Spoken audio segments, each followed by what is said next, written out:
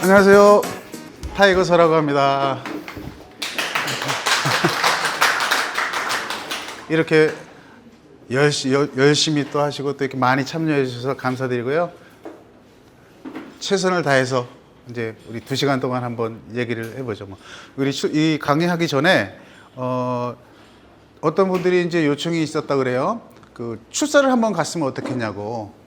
그 은하수 출사를 한번 같이 가서 현장에서 어떻게 세팅하고 이제 초점을 잡는 방법들 뭐 이런 것들을 한번 했으면 어떻겠냐고 그렇게 제안하신 분이 있고, 그 다음에 이제 내가 찍은 사진을 그러면 내 PC에서 한번 보정하는 시간까지 이렇게 한번 쭉 연계해서 시리즈를 하면 어떻겠냐고 그렇게 여쭤보신다 그러는데, 혹시 출사를 진행하시면 가실 수 있는 분들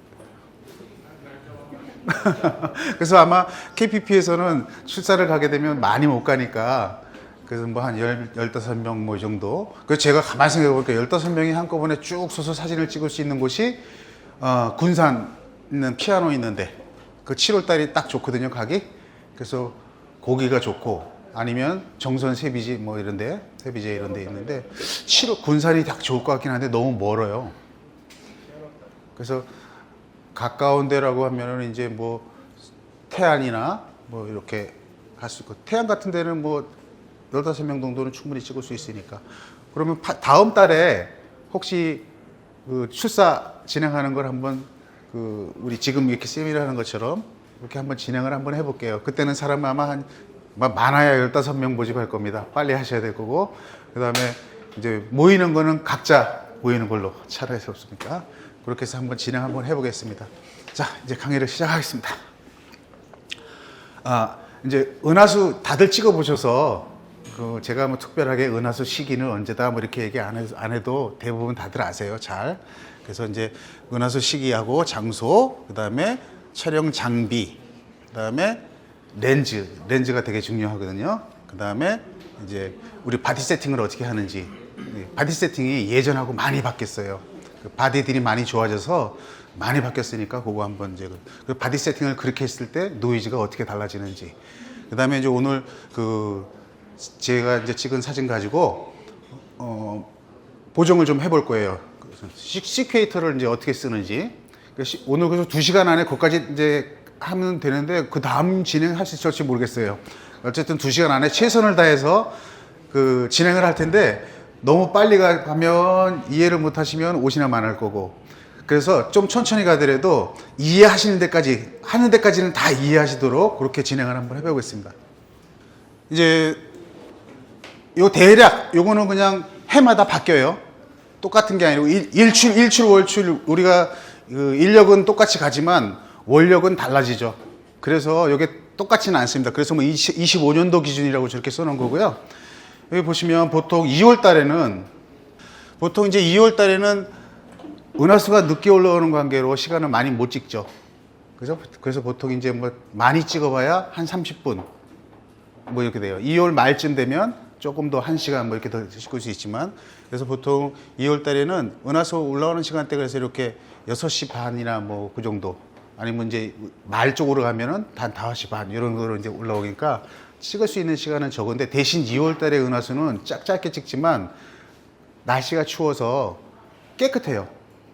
그 여름이나 이럴 때 찍는 것보다 안개나 뭐 이런 습도의 영향을 적게 받기 때문에 훨씬 깨끗한 은하수를 찍을 수 있어요. 또 하나는 이렇게 누운 은하수를 찍을 수 있죠. 대신 짧다. 너무 춥기도 하고 너무 짧고. 2월 달에는 영하 10도 아닌 날이 없는 것 같아요. 그런 데 가면. 그래서 그다음에 보통 이제 3월 달서부터 이제 메인으로 시작을 하죠. 보통 우리가 3월 달서부터 시작하면 뭐 1시간에서 길게는 이제 뭐 몇 시간까지 찍을 수 있는 그런 날들이 있죠. 날은 어떻게 잡냐면 일몰 하고 나서 월몰이 됐든지 아니면 월출이 안 올라왔든지, 그러니까 달과 해가 없는 시간대에 은하수가 올라오는 시간대가 우리가 찍을 수 있는 시간대겠죠. 그래서 대충 우리가 뭐를 아셔야 되냐면, 한국천문연구원 가시면 그 PDF 파일로 다운받을 수 있어요. 그 1년 동안의 그 원력을 그 다운받아서 이렇게 보시고, 거기서 달과 해가 겹치는 시간, 안 겹치는 시간, 두 개가 다 벼 있는 시간, 그 시간대가 언제냐 확인하시고 그 시간대에 은하수가 언제 올라오는지. 은하수 출현 시간대가 대략 이래요.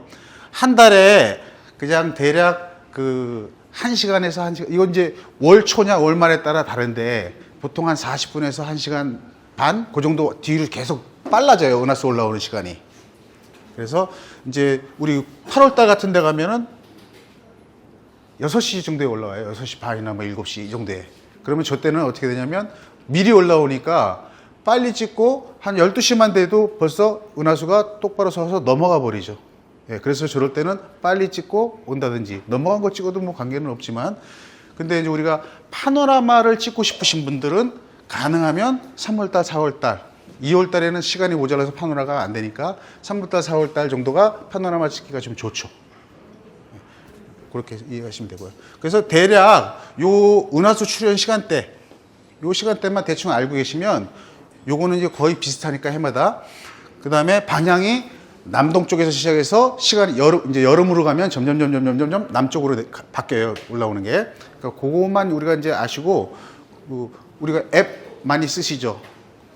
앱을 쓰시면 저는 포토필스라는 걸 쓰는데 그러면 이제 어디서 은하수 올라오는 걸 금방 찾으시니까 이제는 그래서 요 시간대가 일몰과 월출 안 됐을 때 아니면 월출이 빨리 돼서 두 개가 다 안 떴을 때 그 시간대에 얘가 겹치느냐 안 겹치느냐 체크하시고 출발하시면 돼요.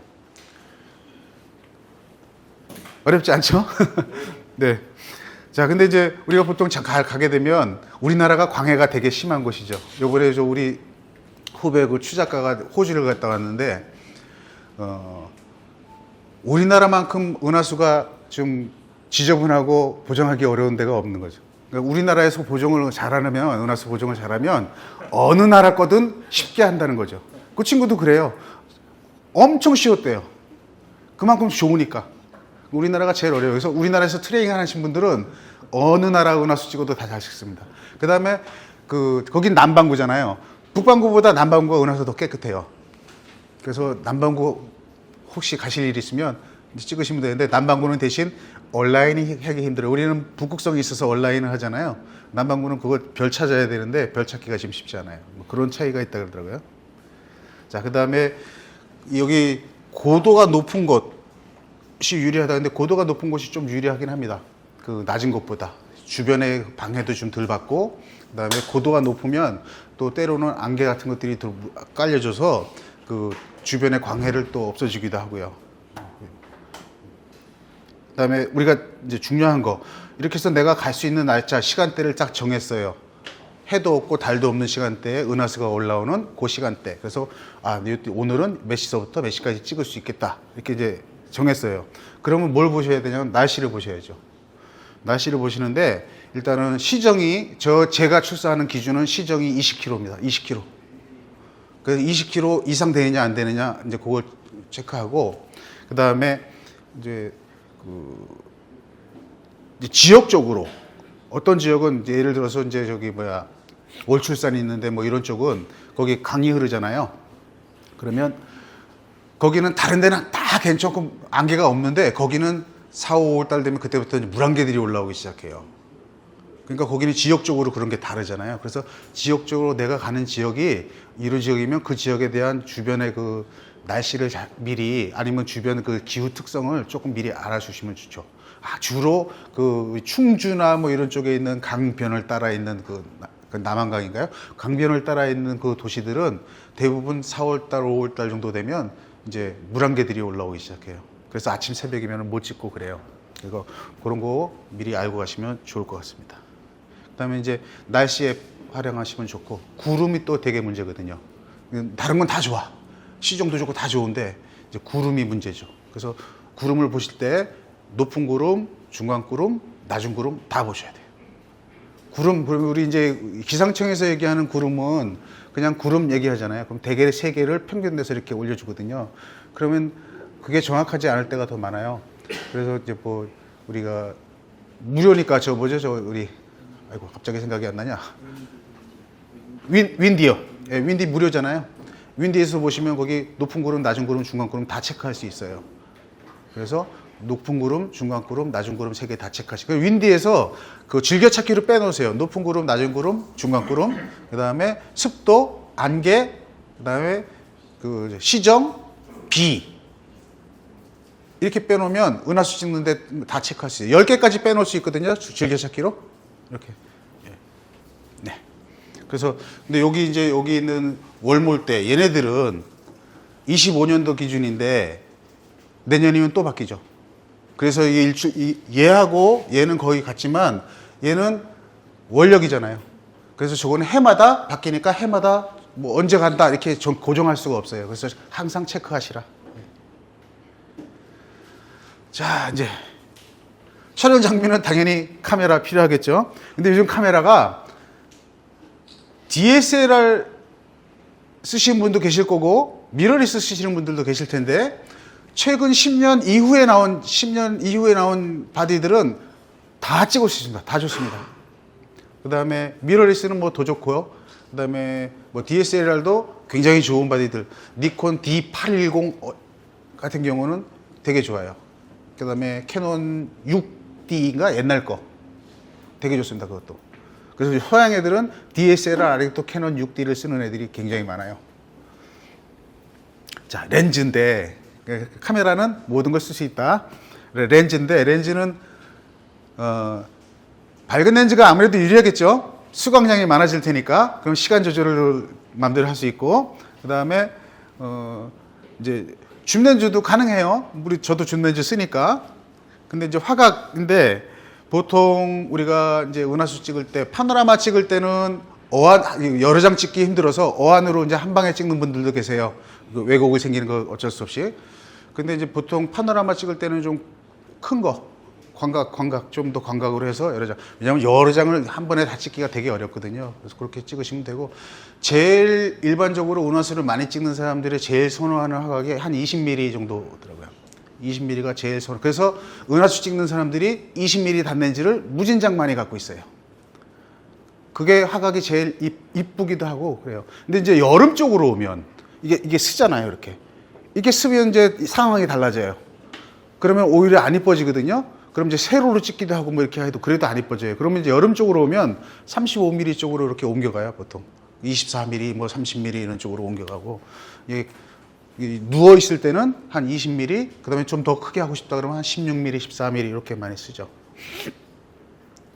그래서 렌즈는 좀 이따가 이제 제가 어떤 렌즈를 쓰는지 좀 이따 설명드릴게요. 어떤 렌즈들이 좋았는지 제가 사용해봤던 렌즈 중에서 이런 렌즈들이 되게 좋더라. 이제 그거 설명 좀 드릴게요. 네, 삼각대는 무조건 이제 튼튼한 거 쓰셔야죠. 장노출 찍으니까. 네, 삼각대가 그럼 뭐 이제 무겁죠. 무겁긴 하지만 적어도 한 3시리즈 이상은 반드시 쓰셔야 이제 은하수 찍는데 지장 없고요. 그다음에 이제 그 삼각대 높이 낮이 조절은 뭐 크게 관계 없어요. 근데 이제 삼각대가 일단은 경고해야 되는 거 그것만 뭐 준비하시면 크게 문제 없어요. 근데 제가 추천드리는 거는 한 3시리즈 정도. 이제 바람도 많이 불거든요. 현장에 가면 2시리즈 정도 좀 얇은 걸 쓰시게 되면 미세하게 미동이 생기더라고요. 그래서 그런 거는 좀. 그 다음에 삼각대 쓰실 때 여기 지금 재고가 없죠. 아까 있었는데 여기 보시면 이렇게 쓰시죠. 지금 삼각대 놓을 때 여기 고무 스파이크 해가지고 쓰시잖아요. 저는 요거를 이제 비추천합니다. 바람 불면 이거 움직여요. 이렇게 미끄러지거나 물론 안 그런 데도 있지만 바위 같은 데 올려놓으면 무조건 미끄러집니다. 이거. 그래서 요 은하수 찍을 때 특히 풍경 사진 찍을 때 아니면 뭐 뻘 사진 찍을 때 뭐 바다에 들어갈 때 장노출 찍을 때 요거 스파이크로 바꾸시는 게 좋습니다. 근데 이제 스파이크가 요거 대신에 여기 같이 나오는 스파이크 여기 이렇게 빼가지고 박을 수 있는 거 있죠. 이렇게 돌려서 여기다 꽂을 수 있죠. 근데 걔가 얼마나 냐면 요만하죠. 짧죠. 그 애는 있으나 많아요. 그거 이렇게 꽂아놓고 이제 있으면 뭐 흙 같은 데 꽂으면 오히려 여기에 그 카본이 손상이 돼요. 짧아서. 그래서 적어도 한 6cm. 그거 20cm짜리 쓰는 사람들도 있어요. 장노출, 초장노출 찍는 사람들.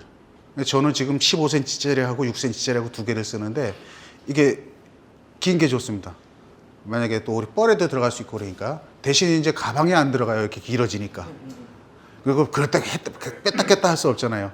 그래서 요거 스파이크, 이 고무 스파이크는 도심이나 아니면 이렇게 아스팔트 같은데 이런 데서 쓰기는 좋지만, 그 다음에 이제 이런 바닥에는 안 되죠. 미끄러우니까. 근데 그 현장에서 흙이 많거나 뻘이거나 모래거나 뭐 이런 데서는 이거 아주 안 좋습니다. 그래서 그 스파이크를 쓰시는 게 좋다. 근데 스파이크 짧은 거 말고 최소한 6cm 이상 되는 긴 거를 쓰시는 게.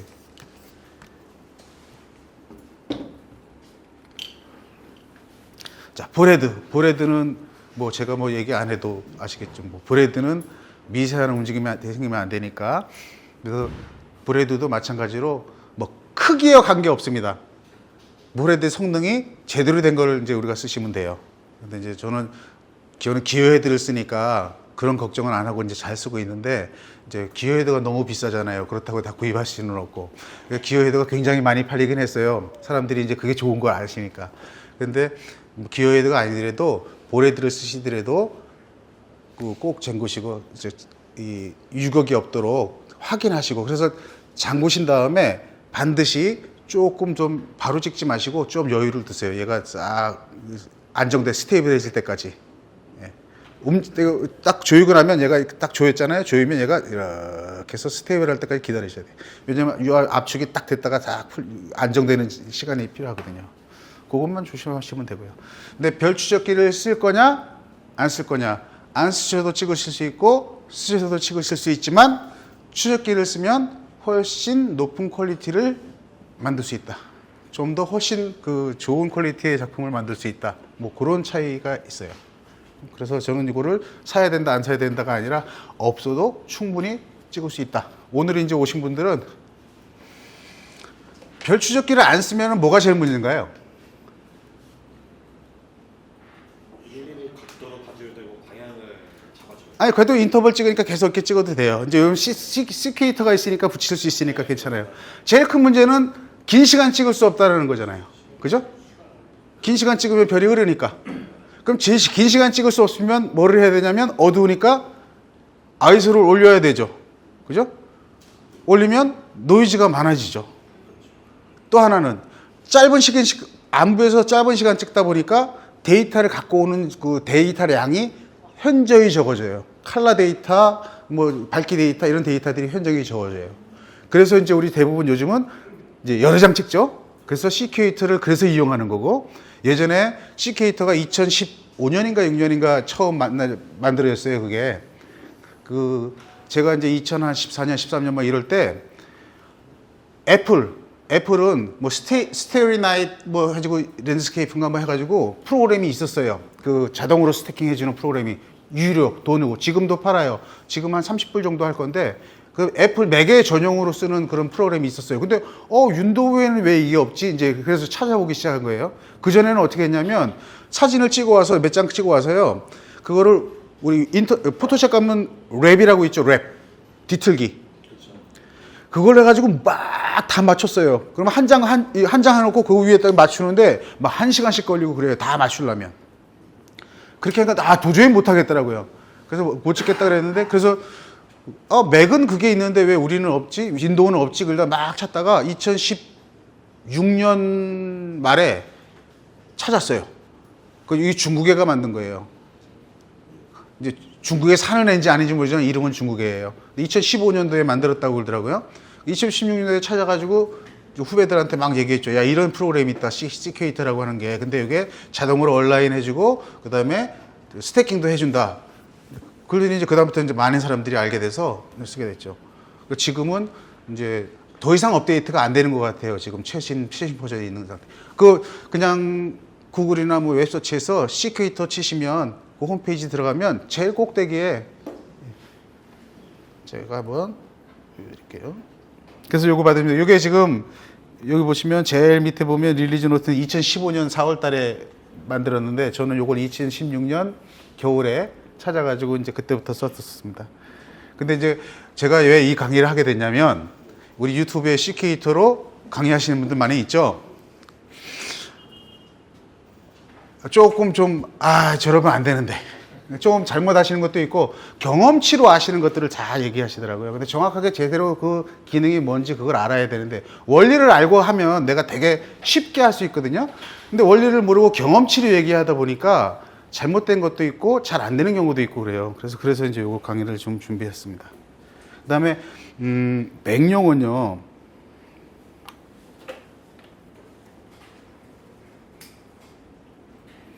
제가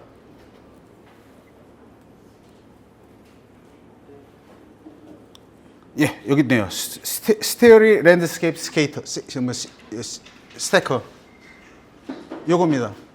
여기 55불 올랐네요. 처음에는 이거 5년 전, 2016년, 그때는 요게 28불이었는데, 24불인가 그랬었는데, 지금 올랐네요. 이게 스테어리 랜드스케이프 스태커가 요게 원래 오리지널이에요. 그 다음에 시큐에이터가 저것처럼 작동은 동일합니다. 거의 동일합니다. 근데 이제 얘가 원래 오리지널 프로그램이고 얘를 흉내내서 만든 게 시큐에이터라고 보시면 돼요. 쟤는 오래됐어요, 프로그램이. 그래서 맥 쓰시는 분들은 돈을 내야 돼요.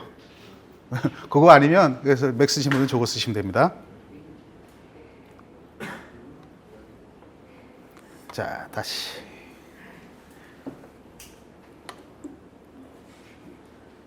네. 그다음에 야간이니까 랜턴 뭐 이런 거 빨리 지나갈게요. 랜턴, 배터리 여분 무조건 가져가셔야죠. 네. 그다음에 이제 우리 사진 찍다 보면 요즘도 그렇고 4월달, 5월달 되면서부터 이제 렌즈에 습기가 올라오기 시작하죠. 저수지 앞에서 찍게 되면 렌즈가 뿌옇게 되죠. 그래서 핫팩 올려놓으시든지 아니면 요거 그 렌즈 히터 하는 거 있죠. 예, 워머 그리고 예 쓰시면 좋습니다. 자, 그 다음에 이제 초점 잡는 건데요. 어두운 곳에서 촬영하는 거니까 우리가 초점 잡기가 어렵죠. 소니나 뭐 Z8, 니콘 Z8 쓰는 사람들은 그 모니터 밝기 기능이 있어서 밝게 하고 찍을 수 있어요. 그래서 깜깜한 밤에도 환하게 모니터를 띄워놓고 초점도 잡을 수 있고 확대해서. 그런데 이제 그게 안 되시는 분들이 바디들도 되게 많잖아요. 이제 그러면 보통 우리가 내가 쓰는 렌즈가 광각 렌즈잖아요. 대부분이. 그죠? 망원 렌즈가 아니라. 그러면 한 10m만 돼도 무한대예요. 렌즈가. 제가 예전에 여기서 강의할 때 과초점거리라는 걸 강의한 적이 있는데 우리가 한 10m만 돼도 무한대거든요. 그러니까 그냥 돌아서서 사람들 찍는데 반대쪽으로 돌아서서 레이저 포인트 같은 거 하나 쏘세요. 그래서 그렇게 레이저 포인트는 밝아서 쏘면은 잡힙니다. 다 잡히니까 그렇게 하셔도 되고. 그다음에 이제 미리 예전에는 막 그래서 미리 대낮에 아파트에서 저쪽 아파트 동 찍어놓고 테이프로 막 붙이고 그랬어요. 근데 움직이죠 그거. 밤에 가서 테이프 움직이면 멘붕 오죠 이제. 그 다음부터 어떻게 해야 될지 모르고. 예. 그래서 그 자리에서 하셔도 되는데 일반 랜턴은 10m까지 안 가요. 그래서 레이저 포인트 있죠, 레이저 포인트. 예. 걔는 10m가 아니라 뭐 20m, 30m도 가니까 걔를 하면 걔는 조금 해도 초점이 잡힙니다. 네, 그걸로 좀 하시면 좋고요. 그다음에 캐논 쓰시는 분들은 거리계 창에 있는 그 렌즈를 쓰신다 그러면 그 무한대 바로 옆에 이렇게 L자 이렇게 나온 거 있죠. 거기다 맞추시면 무조건 무한대 됩니다. 캐논 렌즈 쓰시는 분들은 네, 그렇게 하시면 되고요.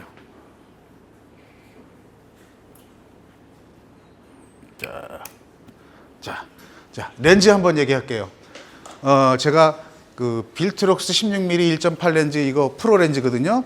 이거를 쓴다 그랬더니 우리 은하수 찍는 후배가 그 렌즈도 뭐 되게 안 좋습니다 그런 거예요. 써보지도 않았어요 그 친구.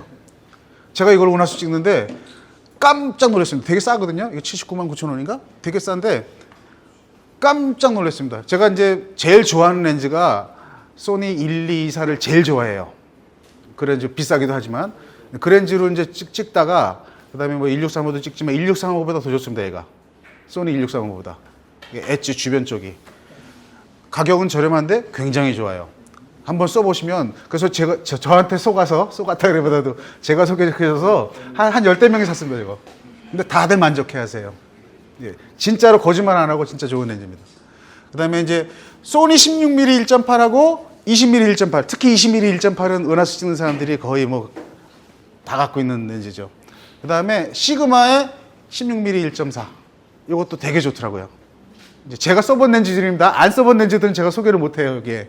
그 다음에 이 렌즈도 되게 좋습니다. 니콘 20mm 1.8. 저 렌즈 이제 얼마나 좋으냐면 제가 히스토그램을 갖고 왔어요. 히스토그램 한번 보세요.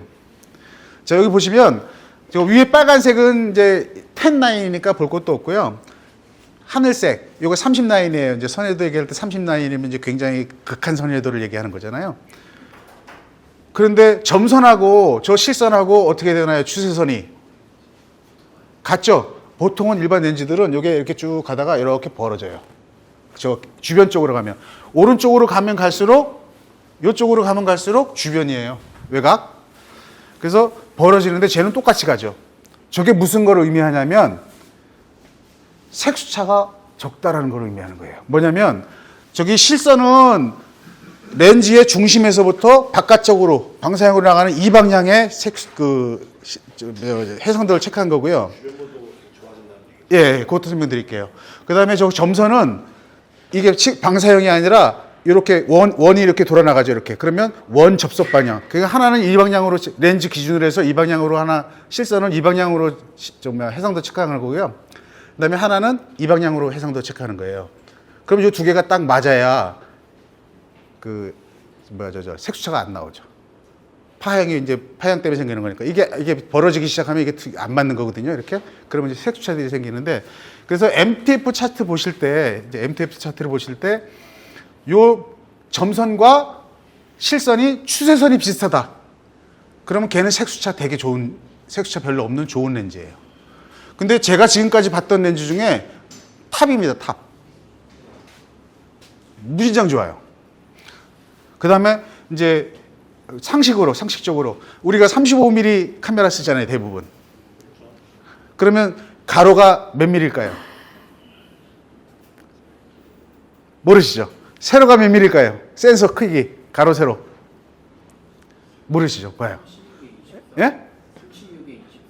빙고. 가로가 36이고 세로가 24예요. 우리 35mm 판형의 센서는. 자, 그러면 중심점에서 가로축 쪽으로 올라가면 12cm만 올라가면 되죠. 그죠? 그래야 원이 딱 거지잖아요. 그래서 여기 보시면 여기에 한 12cm 정도 되는 이 지점, 요게 중심부라고 보시면 돼요. 그래서 이렇게. 자, 그 다음에 이쪽은 36이니까 그걸 반지름해서 가면 18이 되겠죠? 그러면 18이니까 여기에 18 정도가 주변부라고 보시면 돼요. 그러면 빠진 곳이 있죠. 제일 규탱이 내규탱이 거긴 대각선으로 가잖아요. 거기는 가로 곱하기 세로 제곱한 다음에 루트 씌우면 돼요. 그러면 제일 긴 길이가 21.6인가 그래요. 그러면 MPF 차트를 딱 보시면 20까지 딱 있고 이렇게 조금 더 나와 있죠. 이거예요. 이게 21.6이에요. 모든 MPF 차트는 이렇게 돼 있어요. 몰랐죠? MTF 차트를 잘 보시면 이 렌즈에 자 12가 중심부예요. 여기까지. 근데 80%대에 딱 다 있죠. 그다음에 18이면 이 정도인데 18에 이렇게 보면 60% 넘죠.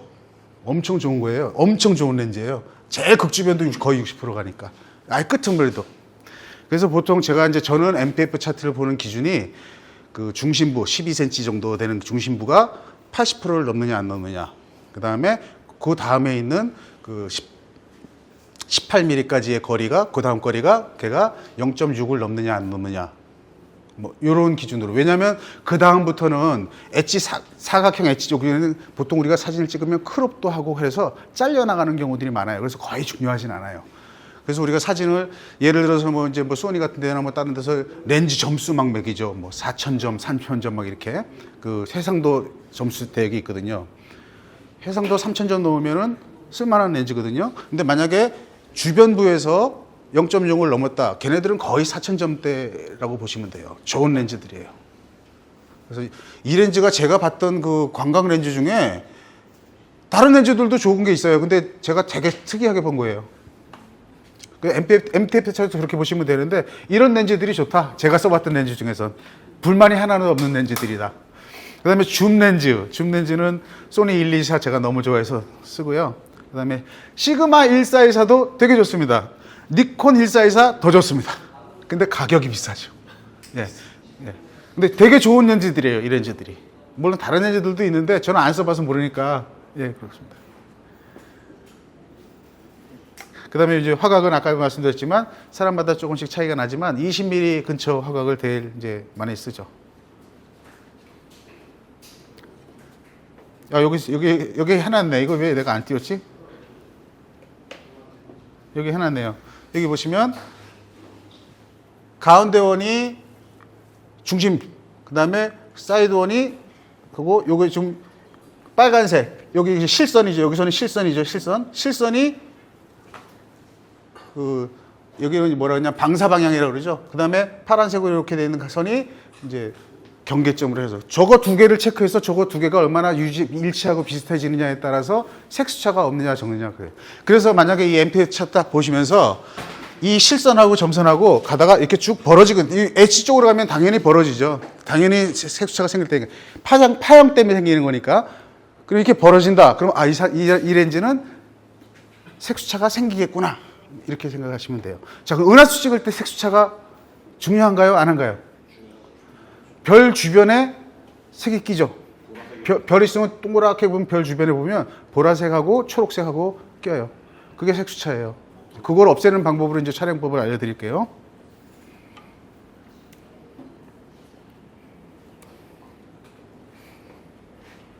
자, 이제 바디 세팅 한번 갈게요. 아이소를 조리개는 이제 일단 수강량을 많게 해서 완전 개방을 하죠. 거의 대부분이. 뭐 특히 줌 렌즈 쓰시는 분들은 2.8짜리 완전 개방해야 되고 4.0 쓴다 그래서 안 되는 건 아니에요. 4.0도 이제 개방해서 쓰시면 돼요. 자, 근데 아이소를 얼마씩 놓으시나요? 많이 크죠, 저는. 그죠? 자, 저거 이제 왜 저렇게 큰지 그거 설명드릴 거예요. 오래전에는 한 10년 전에 왔던 바디들은 아이소를 1600, 2500, 2000 이 정도 놨어요. 근데 지금은 6400 놓으셔도 충분하다. 이제 왜 그런지는 다음 장에서 나옵니다. 그래서 이게 아이소를 이렇게 올리면 노이즈가 엄청 증가할 텐데 어떻게 하냐. 자, 저거를 줄일 수 있는 방법이 있으니까 제가 말씀드리겠죠. 그 다음에 바디가 좋아서 저거를 줄였으니까 제가 이렇게 말씀드리는 거죠. 그 다음에 이걸 올리면 뭘 할 수 있냐면 시간을 줄일 수 있어요. 우리가 보통 이제 예전에는 500분의 1 법칙, 400분의 1 법칙 썼죠. 그래서 500분의 1 법칙은 너무 크니까 400분의 1에서 20mm 렌즈 쓰면 20초. 400 나누기 20mm 렌즈. 그럼 20초. 20초가 굉장히 긴 시간이거든요. 20초 찍으면 엣지 쪽은 흘러요. 정말로. 그래서 이제 흐르는 거 그거 싫어서 이제 어떻게 하냐면 시간을 줄이는 거죠. 그래서 저는 보통 그 적도위를 안 쓰는 바디 하나 걸치고 적도에 안 쓰는 바디 두 개를 이렇게 걸치는데 적도에 안 쓰는 바디는 보통 한 13초 정도 찍습니다. 그러면 엣지 쪽도 하나도 안 흘러요. 광각을 쓰든 뭐든 저는 무조건 그렇게 찍어요. 그 다음에 대신 얘네들은 시간이 짧아졌으니까 데이터가 작아진다 그랬잖아요. 그래서 장수를 많이 찍죠. 저는 한 30장 찍습니다. 10장은 좀 부족해서 30장 찍어서 어차피 시큐에이터가 해주는 건데 그래서 한 30장 찍습니다.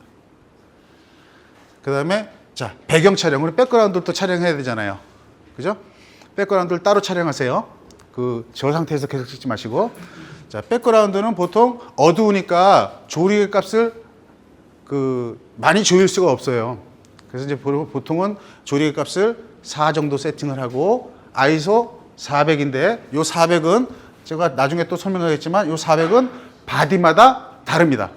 어떤 바디는 400 놔도 되고 어떤 바디는 500 놔야 되고 막 이래요. 그것도 이제 설명드릴게요. 그 다음에 시간은 2에서 한 4분. 요 세팅이 거의 전 세계적인 은하수 찍는 작가들의 공통적인 세팅이에요. 거의. 저기서 시간을 좀 더 한다든지 아니면 조리개를 좀 더 한다든지 뭐 이렇게 조절하는 정도죠. 요 세팅이 또 은하수 촬영하는 추적기 쓰는 사람들 있죠. 별 추적기. 은하수 촬영하는 세팅이에요. 똑같아요.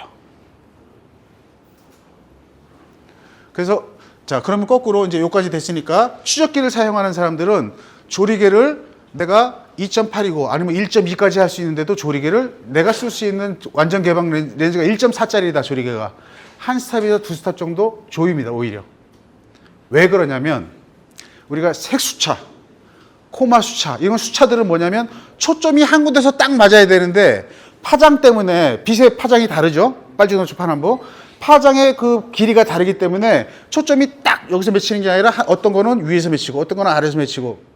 왜냐하면 이렇게 들어오다가 싹 꺾여서 초점이 가는데 굴곡이 생기면서 파장이 산란되는 거거든요. 우리 프리즘 현상처럼. 그러면 딱 원하는 곳에 초점이 맞지 않고 그 초점이 앞뒤, 상하 이렇게 생겨요. 그게 이제 색수차고 코마 수차예요. 코마 수차의 특징은 별이 동그라면 별을 운하 흐른 것처럼 그 운하가 싹 지나는 것처럼 이게 운석 떨어지는 것처럼 이렇게 길쭉하게 만들어요. 색수차는 상하 좌우 쪽에 초록색하고 자주색을 만들고요. 그게 이제 근데 걔네들의 특징은 뭐냐면 자, 조리개를 개방하면 이렇게 빛이 이만큼이 쭉 들어와서 이렇게 꺾이니까 각이 크죠. 크니까 많이 산란시키는 건데 근데 조리개를 조이면 좁아지죠, 빛이. 그러면 들어서 꺾이는 각도가 완만해지죠, 여기가. 그래서 줄이는 거예요. 그래서 우리가 색수차를 없앨 때 그 완전 개방하면 색수차가 생기는데 그걸 뭐 한 2스탑 정도 조이면 색수차가 싹 사라지고 그다음에 그거는 그것뿐만이 아니라 뭐 색수차라든지 그다음에 코마 수차 똑같습니다. 다 수차는 조이면 조일수록 빛이 들어오는 각도가 작아지기 때문에 그 줄어들게 돼 있어요. 그래서 이거를 조이는 거예요, 일부러. 대신 추적기사 하는 사람들은 이거를 조여도 괜찮은 게 시간을 이렇게 2분 분 단위로 찍을 수 있잖아요. 몇 분씩. 그러니까 이걸 조여놓고 그다음에 아이소 이거 우리가 듀얼 게인이라고 하는데 듀얼 게인 바디 최근에 나오는 바디들은 무조건 다 노이즈를 2번 줄이는 듀얼 게인을 가지고 있어요. 그래서 이렇게 할 수도 있는 거고 그래서 이렇게 세팅하는 거고 그러면 이제 이렇게 세팅하면 은하수를 좀 깨끗하게 담을 수 있죠. 근데 최소 5장인데 저는 7장을 찍습니다. 대략. 그러면 자 여기서 예를 들어서 2분짜리 5장을 찍었으면 10분이죠. 그러면 여기 10초짜리 얼마를 찍어야 되나요? 60장을 찍어야죠. 이론적으로는. 물론 딱 떨어지진 않지만 데이터 양으로 보면 빛을 받아들여서 찍은 시간으로만 계산한다면 얘가 만약에 5장, 2분짜리 5장 찍으면 얘는 60장 찍어야 되죠. 그래서 얘가 많이 찍어야 되는 이유가 그런 이유입니다. 데이터가 부족해서 칼라 데이터를 살려야 되고 하기 때문에 자, 그 다음에 나중에 저 은하수 하늘과 땅을 배경을 붙이는 이제 그런 테크닉이 좀 필요하죠. 자, 요것 때문에 그래요. 요거는 제가 강의할 때마다 얘기해요. 다른 사람들한테도. 자, 그러면 여기 보시면 초록색은 시그마 A7 R5, 하늘색이 저거네요. R5-2 캐논. 그 다음에 까만색이 Z8인데 보시면 여기가 아이소가 100일 때예요. 이게 네이티브 아이소죠. 그러면 여기서 어떤 시그널이 들어오면 RGB 시그널이 들어오면 걔를 우리가 그 오디오 하시는 분들 알죠? SMB 잡음대 신호대 잡음비 뭐 이런 거 전설하죠. 신호가 들어오면 얘를 증폭을 시켜요. 신호를. 그러면 원 신호만 증폭되는 게 아니라 노이즈 시그널도 같이 증폭이 되죠. 그러면 노이즈 대역에 되는 이 대역대 아래쪽에 있는 노이즈 대역을 잘라내는 거예요. 그리고 다시 원래대로 보내면 이렇게 낮은 이제 그래서 여기 퍼스트 게인이라고 해서 게인이 하나가 동작을 해요. 노이즈를 지우는 게인이. 그래가지고 아이소를 올리면 노이즈가 이렇게 증가해요. 증가하다가 어느 정도 증가하면 노이즈가 더 증가하잖아요. 예전에는 이게 어떻게 갔냐면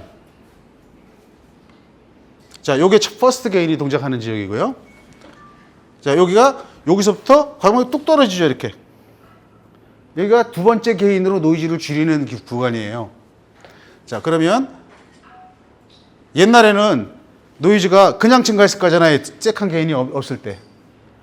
이렇게 증가하잖아요. 그래서 옛날에는 아이소를 여기 2600 3000 이하 2800 2000 몇백 놓으면 노이즈가 여기가 있었다고요. 이렇게 컸다고요. 자, 그런데 세컨 게인이 동작해서 얘를 뚝 떨어뜨려 버리면 이제 이런 곡선을 갖거든요, 이제는. 그러면 여기 있을 때 이만큼 옛날보다 이만큼밖에 안 되잖아요. 그래서 같아지려면 이렇게 6400을 놔도 옛날하고 똑같아져요. 제8 같은 경우는 더 좋아져요, 차라리 또. 옛날보다 더 떨어지니까. 그래서 이런 이유로 제가 아이소를 이렇게 올려도 괜찮다라고 하는 거죠. 오히려 옛날보다 노이즈가 더 줄어들어요. 최근에 나오는 바디들이 다 그러니까. 이제 노이즈에 대해서 얘기하려면 굉장히 길어지고 노이즈도 한 수십 가지가 돼요. 근데 그거를 크게 나눠서 광도 노이즈, 뭐 칼라 노이즈 이렇게 두 개 얘기하지만 실제로는 한 수십 가지예요. 이제 그런 것들을 우리 프로세서가 센서가 빛을 받아들이면 카메라마다 다 프로세서가 있죠. 그 프로세서가 그 빛을 가지고 이제 데이터 처리를 하는 거예요. 제가 이제 했던 게 그거예요. 반도체 회로 설계하면서. 그래서 그거를 데이터를 가공을 해서 필요 없는 것을 날리고 필요한 것만 필요한 대역에 있는 데이터만 보내서 줄여주는 역할을 하는 거. 오디오가 똑같잖아요. 오디오 잡음 없애는 거 있죠. 그런 개념이에요. 똑같습니다. 자, 그러면 아이소를 높여도 된다는 이유 이제 아셨죠? 그죠? 듀얼 게인이기 때문에 노이즈가 예전보다 현저히 줄었다. 자, 그러면 색수차, 요거는 파장 때문에 생기는 거라고 그랬죠, 아까? 그래서 조리개를 내가 쓰고 있는 완전 개박에서 한두 삽만 줄여도 훨씬 색수차나 그 코마 수차를 줄일 수 있다. 그래서 이제 이렇게 하는 거고요. 그 다음에 이제 색수차가 아예 없는 렌즈들도 있죠, 아까. 아주 적은 렌즈들도 있죠, 아까 그 니콘 같은 뭐 그런 거. 그런 렌즈들을 이제 구입하시면 훨씬 더 좋겠죠. 근데 보통 그렇다고 이거를 내가 f1.4인데 뭐 두 스탑 올릴 필요 없잖아요. 한 스탑만 올려도 많이 떨어져요. 그럼 밝은 걸 유지하고 이제 쓰세요. 그래서 조리개를 조이면 코마 수채도 마찬가지죠. 광축에서 생기는 그 어떤 빛의 반사 때문에, 빛의 회전력 때문에 이제 초점이 다른 데 생겨서 이 별 모양이 동그란 게 아니라 별이 이렇게 길쭉하게 보이는 현상이 생기는 거죠. 별이 흐르는 게 아니라 길쭉하게 보이는 현상이 또 코마 수채거든요. 이게 주로 어디에 생기냐면 엣지 쪽. 중센터에는 잘 안 생기고요. 자, 그래서 아이소 400은 노이즈를 줄이게 한 건데, 근데 저게 조금 전에 제가 말씀드렸듯이, 아이고.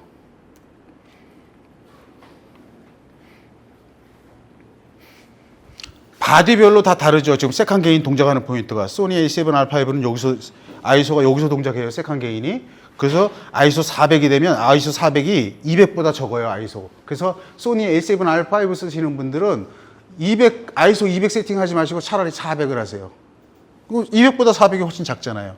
자, 그 다음에 캐논 R5 쓰시는 분들, R5-2 같은 경우는 얘가 캐논이나 니콘은 얘네들이 소니 A7R5보다 조금 높은 데 있어요. A7R5는 사진 전용을 위해서 나온 바디고, Z8이나 R5-2 같은 경우는 영상도 어느 정도 하도록 영상 기능도 좀 많이 좀 들어가 있죠. 그래서 안부에서 좀 저조된 상태에서 영상을 찍게 하기 위해서 좀 올려놨어요. 이렇게 이 세컨 게인 스테이지를. 그러면 얘네들은 한 500 정도 가야 이제 이쪽보다 떨어지겠죠. 그다음에 영상용 바디들은 여기가 있어요. 세컨 게인이 저조돼서 찍기 위해서.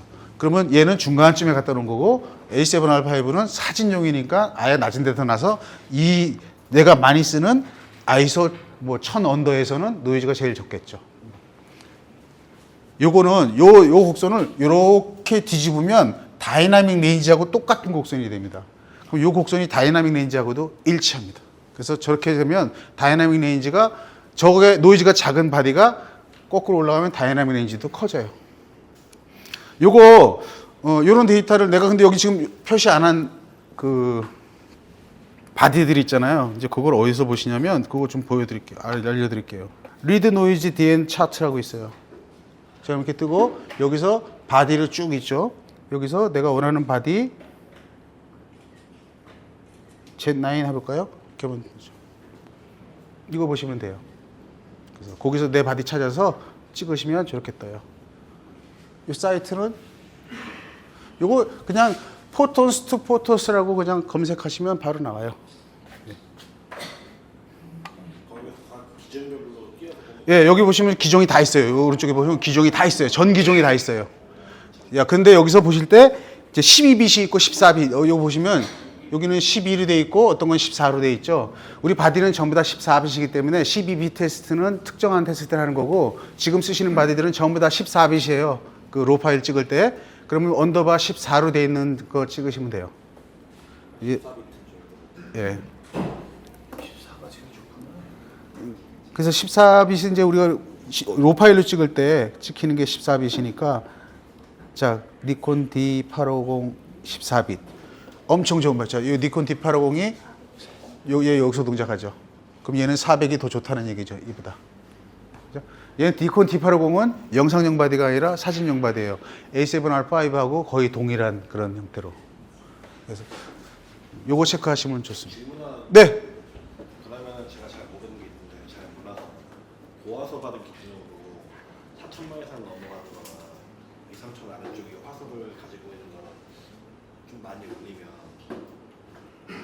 아무래도 화소가 높은 게 좀 약간 노이즈가 좀 많이 끼고 그런 것 때문에 혹시 이제 아무래도 이제 센서 크기가 작아지면 수광량이 작아지니까 노이즈도 많아지죠. 그거에 대비해서 화소가 너무 많이 들어가거나 예, 왜냐하면 똑같은 면적의 화소가 많이 들어가면 그 픽셀 자체의 크기가 작아지는 거니까 수광량이 작아지니까 당연히 노이즈가 증가하죠. 근데 요즘은 그거 얼마든지 이런 거 이렇게 커버하잖아요. 보정 프로그램 예, 보정으로 안 하고 카메라 자체 그 걔네들 프로세스에서 카메라 자체에서 그걸 조절을 하죠. 1억 화소들 막 나오잖아요. 걔네들 노이즈 크지 않아요. 되게 작아요.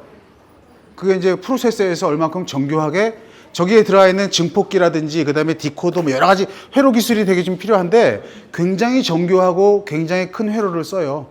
정교한 회로를 써요. 굉장히 정교한 회로를.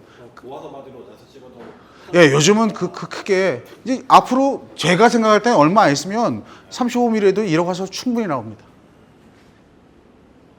R5가 6천만 원 화소여도 충분한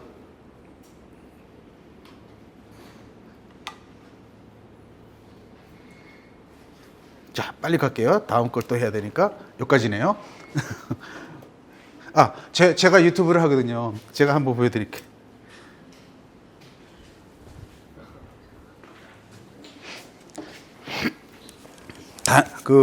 많이들 사랑해 주셔서 딱 4달 만에, 지금 4달 됐는데, 이제 빨리 2,000명 채워야죠. 1,700명 됐으니까. 자. 오셔서 보세요. 제가 여러분들한테 나쁜 소리 안 할 테니까 좋은 정보 드리려고 거기서 강의하니까 제가 우리 수강생들한테 돈 받고 하는 강의를 그 중에 이제 일부 이렇게 해서 드리는 거니까.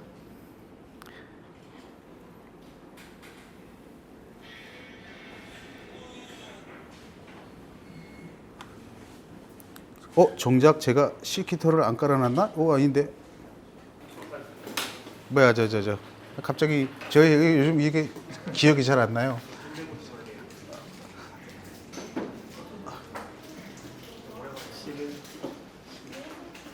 시릴이나 그다음에 또 저기 뭐야 픽스 인사이트 이런 것도 씁니다. 근데 픽스 인사이트는 그 프로그램 가격이 한 50만 원 하죠. 48만 원 정도 해요. 근데 그것도 예.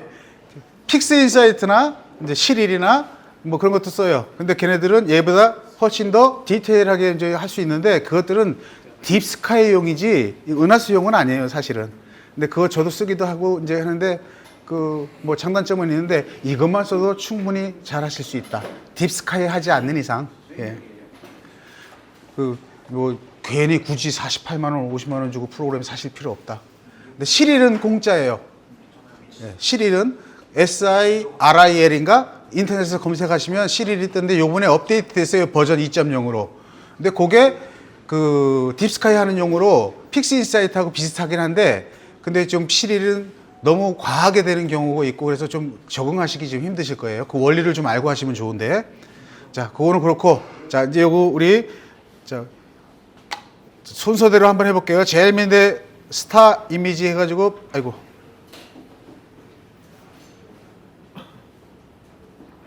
갖고 오겠죠?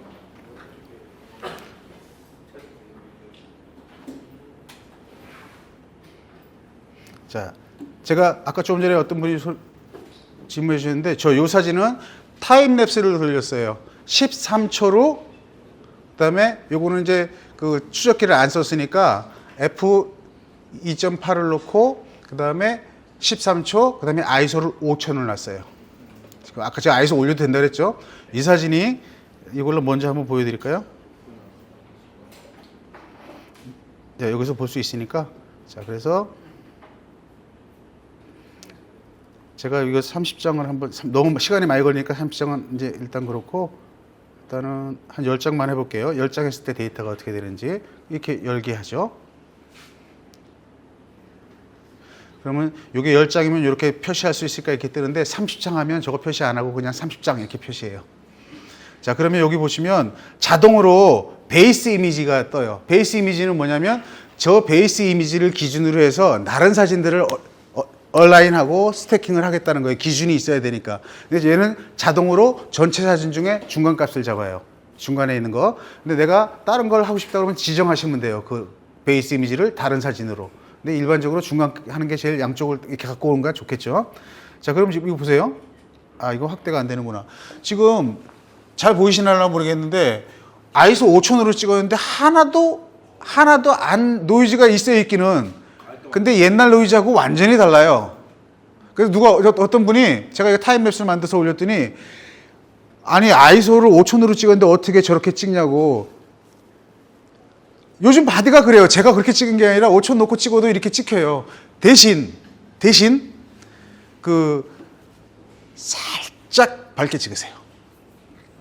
그 뭐냐면 예를 들어서 이제 13초에 뭐 이렇게 하게 되면 아이소 5000 놓고 13초 놓고 f2.8을 놨더니 이제 좀 한번 그리고 한 장을 딱 찍어가는데 좀 어두컴컴하다 그러면 아이소를 더 올리시든 아니면 조리개 값을 내릴 수 있는 여력이 있으면 조리개 값을 내리시든 살짝 뭐 3분의 1 스탑이나 한 스탑 정도 올리시면 훨씬 더 나중에 보정하실 때 좋습니다. 자, 저렇게 해서 찍은 걸 이거 전체를 보시면 이제 우리 메인으로 들어가야죠. 여기 보시면 컴포지션에 얼라인 스타라고 있죠. 제일 첫 칸에. 자, 얼라인 스타는 우리가 별들 찍은 사진들을 다 이제 맞춰줘야 되죠. 이게 돌아갔으니까 걔를 하나로 딱 레퍼런스를 기준으로 해서 딱 기준이 되는 데이터를 주면서 합쳐져요. 근데 그 밑에 보시면 어큐뮬레이션이라고 여기 뜨죠. 자, 그러면 여기 보시면 여기에 얼라인 스타 하는 거죠. 트레일 돌리는 게 아니죠. 별 돌리게 할 때는 요거 누르시면 되고 우리가 이거는 얼라인을 맞추는 거고 그 다음에 여기 보시면 어큐뮬레이션이라고 한글로 안 돼 있어서 죄송합니다. 제가 한 게 아니래요. 어큐뮬레이션이라고 있죠. 요건 뭐냐면 데이터를 축적하겠다는 거죠. 저게 스태킹이에요. 그죠? 그럼 얘는 얼라인. 얘는 이 데이터들을 얼라인 한 다음에 이렇게 스태킹 하겠다는 거죠. 여기 보면 그 밑에 보면 셀렉트 베스트 픽셀이라고 있어요. 쟤는 스태킹이 아니라 제일 좋은 픽셀만 쓰겠다는 거죠. 10장이면 10장에 같은 자리에 픽셀이 다 있잖아요. 그 중에서 제일 좋은 것만 쓰겠다는 게 베스트 픽셀 쓰는 거고요. 그 다음에 지금 우리는 데이터가 부족하니까 다 갖고 와서 다 합쳐야 되는 그런 상황이잖아요. 그러니까 어큐뮬레이션 쓰시면 되죠. 그 다음에 이제 여기 보시면 스카이 리전 에이리어가 있죠. 이렇게. 그럼 이 스카이 리전 에이리어가 바운더리 라인도 있고 지가 알아서 하는 거죠. 이거는 그라디언트 여기 그라데이션을 이렇게 만들어서 해주는 거 있고 바운더리 라인을 지가 알아서 체크하는 거 있고 그다음에 여기 보시면 일레귤러 마스크라 그래서 내가 하늘을 지정해 주는 게 있는데 가장 좋은 건 일레귤러 마스크가 제일 좋습니다. 자동으로 맞춰놓으면 여기 이런 데가 암부와 명부를 만나는 이 자리가 막 하얗게 날아간다든지 광해가 아닌 광해처럼 막 들어오고 그래서 안 좋습니다. 그래서 여기 있는 일레귤러 마스크를 딱 클릭하시면 여기로 딱 오시면 원이 생기죠. 그죠? 이거는 휠로 크다 작았다 할 수 있어요. 그 다음에 여기서 하늘을 이렇게 칠해 주시면 녹색이 될 거고. 자, 그런데 이제 어떤 분들 요거 신경 쓰죠. 아주 미세하게 막 이렇게 달듯 말듯 막 이렇게 하시죠. 그러실 필요 하나도 없습니다. 오히려 더 안 좋습니다. 이거 넉넉하게요. 이거 지우실 때 오른쪽 마우스 누르시면 이렇게 지워집니다. 넉넉하게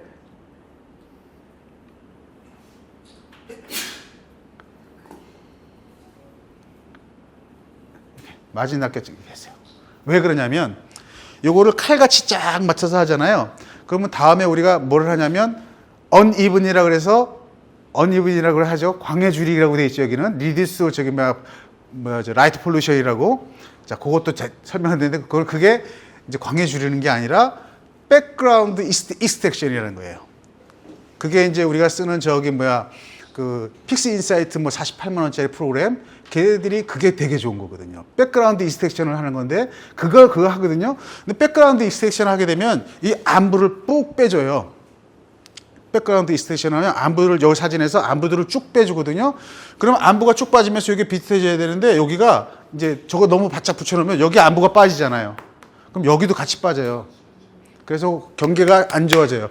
경계를 아주 딱 붙일 필요 없습니다. 그냥 널널하게 그냥 살짝 이렇게 그시면 돼요. 그거나 딱 붙여서 그런 거는 더 안 좋고요. 그다음에 조금 더 준 거하고 조금 더 많이 준 거하고 별 차이가 없습니다. 넉넉하게 하셔도 됩니다. 자, 그다음에 여기 보면 오토 브라이트니스 있죠. 이거는 온 시켜 놓으세요. 이거는 살짝 밝게 이제 얘가 해주면 나중에 보정할 때 조금 유리해요. 그걸 이제 뭐냐면 스트레치라고 그러는데 넌 리니어 작업을 해야 되는데 그 넌 리니어 작업을 할 때 조금 유리합니다. 넌 리니어 작업이 뭐냐면 히스토그램을 보고 히스토그램이 이렇게 돼 있죠. 그 히스토그램 보고 데이터를 쭉 추려서 대비를 주는 작업을 할 거예요. 이제 그거 이제 할 거고요. 자, 그다음에 하이 다이나믹 레인지 온, 리무브 다이나믹 노이즈 온. 이거 온 오프 의미가 큰 차이가 없어요. 그러니까 그냥 하시면 되고요. 그다음에 리듀스 디스토션. 요거는 여기 보시면 텔레가 있고 컴플렉스가 있을 거예요. 우리가 광각으로 찍으니까 컴플렉스 쓰시면 되고요. 망원 쓰실 때는 텔레 하시면 돼요. 저게 왜곡을 좀 잡아주는 거거든요. 그래서 이거 온하고 컴플렉스로 돼 있죠. 이거. 컴플렉스가 광각이에요. 광각. 네, 이렇게 하시면 됩니다. 자, 그 다음에 Reduce Light Pollution이라고 있죠. 이제 요거를 해야 되는데 요거 하기 전에 그 밑에 보시면 이렇게 Enhance Starlight 요거 하지 마세요. 온 하지 마세요. 그럼 별이 밝아지거든요. 그럼 나중에 보정할 때 우리 계속 보정하면서 대비를 증가하면서 별이 더 밝아져요. 그럼 별이 굉장히 많은 거 좀 지저분해져요. 요거 온 하지 마시고 그냥 놔두세요. 오프. 그 다음에 메가 4픽셀 오프. 이거는 뭐냐면 그 픽셀이 4개를 하나의 픽셀로 얘가 맞춰주는 건데 안 해주셔야 됩니다. 그 다음에 타임랩스, 이거 타임랩스 우리 안 하는 거니까 오프. 그 다음에 칼라 스페이스는 어차피 뭐 우리 sRGB, 어도브 RGB가 없을 겁니다. 이게 아마 sRGB로 그냥 고정되어 있을 겁니다. 예. 그러니까 자, 그러면 제일 중요한 Reduce Light Pollution을 할 건데 그거 하기 전에 자, 요거는 저는 직접 해본 적이 없는데 우리 수강생이 그거를 이제 저한테 강의를 듣고 데이터를 만들어서 어떻게 하는지 물어봐서 제가 이제 알려준 적이 있는데 여기 보시면 노이즈 이미지라고 있죠. 여기. 그럼 이건 이제 우리가 이 은하수 찍은 사진, 이 사진을 이제 그 은하수 하는 사람들은 라이트 이미지라고 그래요. 라이트 이미지, 밝은 이미지, 라이트 이미지라고 부르고요. 노이즈 이미지는 노이즈잖아요, 우리. 그럼 저 노이즈 이미지를 어떻게 만드냐면 없잖아요, 노이즈 이미지가. 노이즈 이미지를 어떻게 만드냐면 내가 라이트 이미지, 은하수 찍은 그 세팅 똑같이 해놓고 렌즈를 막아버려요, 뚜껑을. 그리고 찍습니다. 그러면 어떻게 되냐면 상황은 똑같죠. 온도도 똑같고 그다음에 조리개값, 아이소값 다 똑같죠. 그러면 깜깜하게 찍히겠죠. 그러면 그 센서에 노이즈가 있는 놈들은 거기에 디펙트가 생겨요. 예, 그럼 그 사진. 그러면 그 사진을 여기다 넣어주면 얘가 어떤 역할을 하냐면 그 자리에 있는 그 자리의 데이터를 여기서 빼줘요. 이게 이제 딥스카이 하는 사람들이 많이 쓰는 방법인데 그러다 보니까 이게 또 온도도 같아야 돼요. 집에서 찍으면 안 돼요. 왜냐하면 핫픽셀, 콜드픽셀, 콜드픽셀도 있습니다. 추울 때도 콜드픽셀 얘기해요. 핫픽셀만 있는 게 아니라 그래서 핫픽셀, 콜드픽셀 뭐 이런 것들 생기기 때문에 온도도 같아야 돼요. 그래서 현장에서 찍어야 돼요. 노이즈 이미지는. 시간이 많이 걸리죠. 딥스카이 하는 사람들은 1년 내내 그 자리에서 계속 찍어도 돼요. 1년 동안 찍어도 돼요. 왜냐하면 그게 항상 그 자리에 있으니까. 좌표를 딱 쓱 찍어놓고. 그래서 오늘 가서 찍고 한 2달 뒤에 가서 또 찍고 그래도 똑같은 데이터가 찍혀요. 그러니까 그 사람들은 네 가지 데이터를 찍는데 라이트 이미지, 이거 메인 이미지, 그 다음에 노이즈 이미지, 바이어스 이미지, 그 다음에 또 하나 생각이 안 나네요. 어쨌든 생각이 잘 안 나네. 자, 그다음에 여기 있는 비네팅 이미지, 저게 바이어스 이미지입니다. 비네팅 이미지. 우리가 찍으면 비네팅이 생기잖아요. 그럼 저걸 어떻게 찍냐면 내 카메라의 초속을 최대한으로 빠르게 해놓고 그 다음에 앞에 하얀색 천을 덮고 스마트폰 같은 걸로 빛을 비춰요. 그리고 착 찍어요. 그러면서 엣지에 그 비네팅이 생기는 게 찍거든요. 그거를 여기서 또 빼주는 거죠. 그러면 데이터가 더 좋아지겠죠. 그 다음에 원래 여기 하나가 더 있어야 되는데 얘는 지금 없는데 이제 딥스카이 하는 사람들은 색수차 뭐 이런 거 지우는 거 뭐 이런 거 여러 가지 또 있습니다. 제가 기억이 좀 안 나는데 저를 안 하니까 기억이 안 나요. 강의할 때만 기억나지. 어쨌든 근데 우리는 지금 은하수는 굳이 그렇게 안 하셔도 된다. 예. 굳이 그렇게 안 하셔도 되니까 이거 안 찍어도 되는데 참고로 그냥 이런 게 있다. 근데 요거를 노이즈 이미지를 찍으셔서 어떻게 넣냐고 물어보신 수강생이 있어서 그래서 넣어봤어요. 근데 좋아져요, 좀. 근데 이제 제가 알려드리는 방법으로 하면 그렇게 굳이 안 하셔도 됩니다. 자, 그 다음에 이제 자, 리듀스 라이트 폴리션인데 이걸 띠딕 누르면 여기 보시면 딥스카이와 언이븐이 있죠. 딥스카이는 우리가 하는 거 아니까 아니고 자, 언이븐이라는 말 뜻이 뭔가요? 같지 않다라는 뜻이죠. 언이븐이 이분하게 익지 않았다 뭐 언이븐은 같지 않다는 뜻이에요. 근데 사람들이 이제 이거를 설명할 때 저는 이걸 설명할 때 여기 제목이 Reduce Light Pollution 돼 있으니까 사람들이 이거 시큐터를 설명할 때 이게 광해를 지워준다라고 이렇게 얘기를 해요. 어떤 프로그램이건 광해를 지워주는 밝은 거를 어둡게 해서 광해를 지워주는 그 프로그램은 없습니다. 광해가 지워지는 것처럼 지워지는 게 아니라 뒤에 백그라운드를 익스텐션에서 확 올려서 얘하고 앞에 광해에 있는 그 밝은 데하고 비슷하게 만들어지니까 명암 차이가 없죠. 노출 차이가. 그래서 적어지는 것처럼 보이지 이 광해를 없애주는 프로그램은 세상에 없습니다. 자, 그러면 이제 뭐를 하냐면 백그라운드 익스텐션을 할 거죠. 그러면 어떻게 하냐면 백그라운드 익스텐션의 의미를 조금 여기서 제가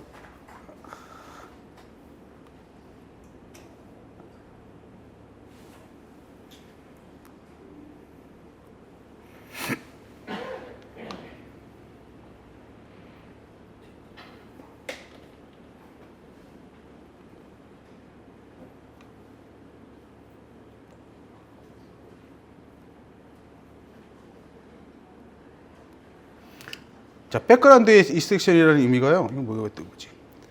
자, 밝은 곳은 예를 들어서 이 사진에 밝은 곳이 이렇게 있겠어요. 어두운 곳도 이렇게 있겠죠. 두 개가 종으로 보면 차이가 안부와 명부 차이가 이렇게 나겠죠. 사진이. 그러면 백그라운드 익스텐션이 뭐냐면 내가 안부를 이렇게 끌어올릴 거냐, 이렇게 끌어올릴 거냐, 이렇게 끌어올릴 거냐, 이렇게 할 거냐, 이거예요. 그러면 처음에 그냥 이만큼 차이 났던 거는 그럼 명암이 차이가 많이 나니까 굉장히 노이즈도 많고 여러 가지 이제 그 데이터가 안 좋죠. 그래서 이거 이렇게 있는 거를 얘를 끌어올려서 이렇게 비슷하게 만들어요. 그러면 얘 밝은 거하고 얘도 밝아지니까 두 개 차이가 적어지죠.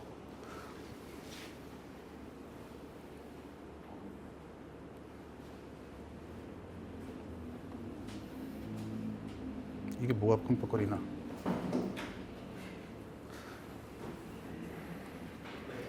자, 그러면 여기 보시면 언이븐의 스트렝스가 여기 스트렝스가 5단계가 있죠.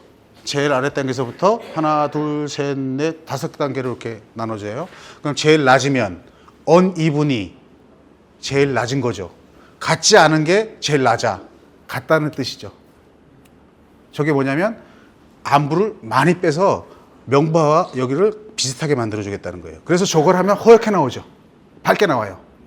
그거예요. 그래서 요거를 세팅하세요.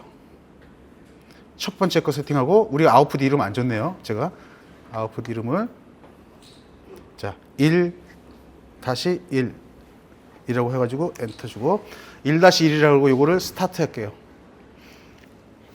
지금까지 이해가 안 되시는 분? 예. 제가 강의를 잘해서 그런가 봐. 다들 써보셔서 그렇죠. 하지 말라는 것만 말씀드리자면은 네. 그 리더스 노이즈 이네스 스타라이트. 그다음에 머지 4 픽셀. 그다음에 타임랩스. 요거는 우리가 타임랩스. 컬러는 고정할 바꿀 수 없으니까 요까지만 하시면 돼요. 요거 안 하시고. 예. 자, 그러면 얘가 이제 다 들어오면 하나가 뜨겠죠.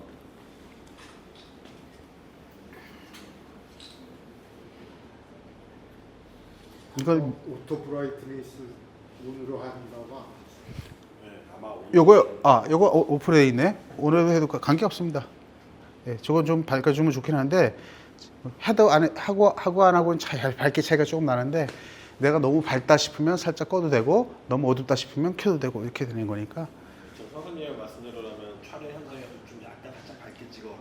예, 생각보다 은하수는 생각보다 살짝 살짝 밝게 찍는 게 훨씬 좋습니다. 예, 너무 어두운 것보다. 그래서 필름 전에 돌리기 전에 고정하고 돌리니까 이제 그런 그 시큐에이터 그 하는 고수들이 시큐에이터 하기 전에 라이트룸에서 작업을 하고 TIFF에서 이렇게 한다 그러잖아요. 그거 저도 수백 번을 해봤는데 별다른 차이를 못 느낍니다. 괜히 헛수고. 거기서 노이즈 지웠다 그래서 여기 얘는 그 데이터를 갖고 올 때 자기 원본 데이터 이게 거기서 한 작업들을 무시를 해요. 예.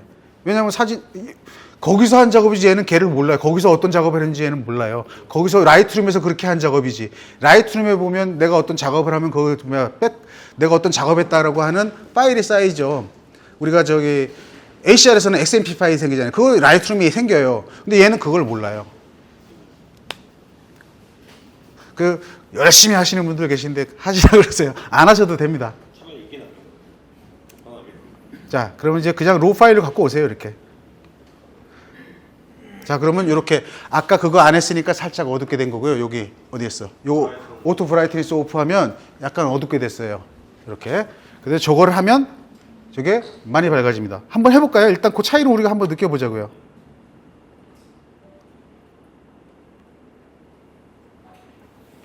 온 해놓고 그냥 돌리면 같은 이름으로 다시 뜨겠죠. 자, 요거를 어디까지 하느냐. 이거 1, 2, 3, 4, 5단계 다 해보신 분. 그럼 어디까지 하시고 멈추시나요? 3 정도, 그 한 개만 하세요? 1, 2, 3 정도에서 멈추시죠. 왜냐하면 4서부터는 되게 너무 강하게 되죠. 백그라운드 익스텐션을 적게 하는 바람에 대비차만 커지는 그런 형태가 돼요. 그래서 4번은 보통 저도 안 해요. 보통 1, 2, 3번만 합니다. 1, 2, 3번을 3개를 다 하는 이유가 있어요. 이제 그게 진짜 오늘 강의의 키입니다. 그러니까 자. 그러면 그 3번 하시면 3번이 제일 좋아, 2번이 제일 좋아 선택하셔서 보정하시죠. 그거 그 3장 중에 골라가지고 HDR 해보셨나요? 네? 해보셨어요? HDR? 아, 제가 가르쳐드렸군요. 자, 결론부터 말씀드리자면 라이트룸이나 ACR이요. 우리가 TIF 파일, DNG 파일, 노이즈 지워지나요? JPG 파일. 자동 노이즈 안 되죠, 지우는 거. 로 파일만 되죠. 그런데 제가 여러 장 뽑는다 했잖아요. 3장을 뽑았어요. 요거를 HDR을 해버리세요. 지금 TIF 파일로 나올 거예요. 요거를 HDR을 하세요. 3장을. 그러면 DNG 파일이 생겨요. HDR 한 DNG 파일이. 그거 디노이즈 한번 가보세요. 되나 안 되나? 됩니다. 그러니까 여기서 세큐터에서 돌린 사진을 라이트룸에 그 디노이즈, 포토샵 디노이즈가 굉장히 좋아졌거든요. 걔를 이용할 수 있게 한 거예요. 지금 오늘 이제 보여드릴 거고. 자, 엔터. 아까보다 많이 밝아졌죠. 이렇게 많이 차이 나요. 그래서 내가 한 게 너무 밝다 싶으면 그거 좀 끄듯이지 그렇게 되고. 자, 이걸 1번 저장했으면 자, 다시 여기 와서서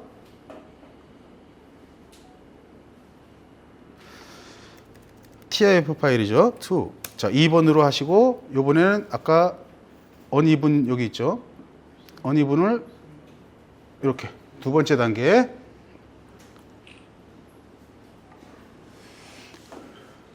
이게 버그인지 아니면 일부러 이렇게 풀어놓은 건지 모르겠는데 그 TIFF 파일이나 PSD 파일을 내가 노이즈를 지우고 싶어요. 그 라이트룸이나 ACR에서. 그러면 HDR을 해버리세요. 그러면 노이즈 또 한 번 지울 수 있습니다. 모르셨죠? 이거 전국에서 나만 알고 있어요.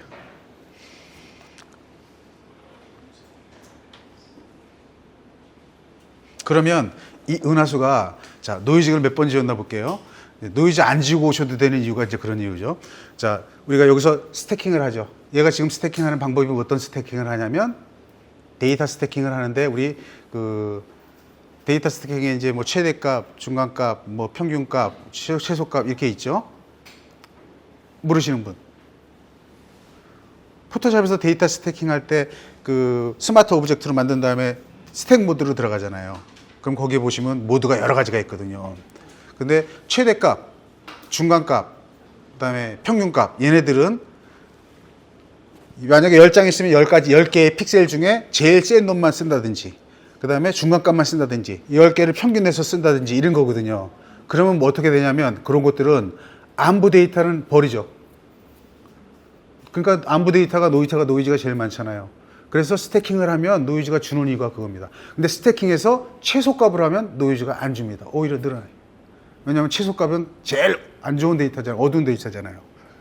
그래서 여기서 하는 거는 평균값을 합니다. 얘가 시시케이터가 스택 모드를 평균값을 하기 때문에 노이즈가 줄어요. 현저하게 줄었어. 그런데 그걸 다 됐네요. 클로즈. 자, 그 다음에 자 3번을 한번 가볼게요.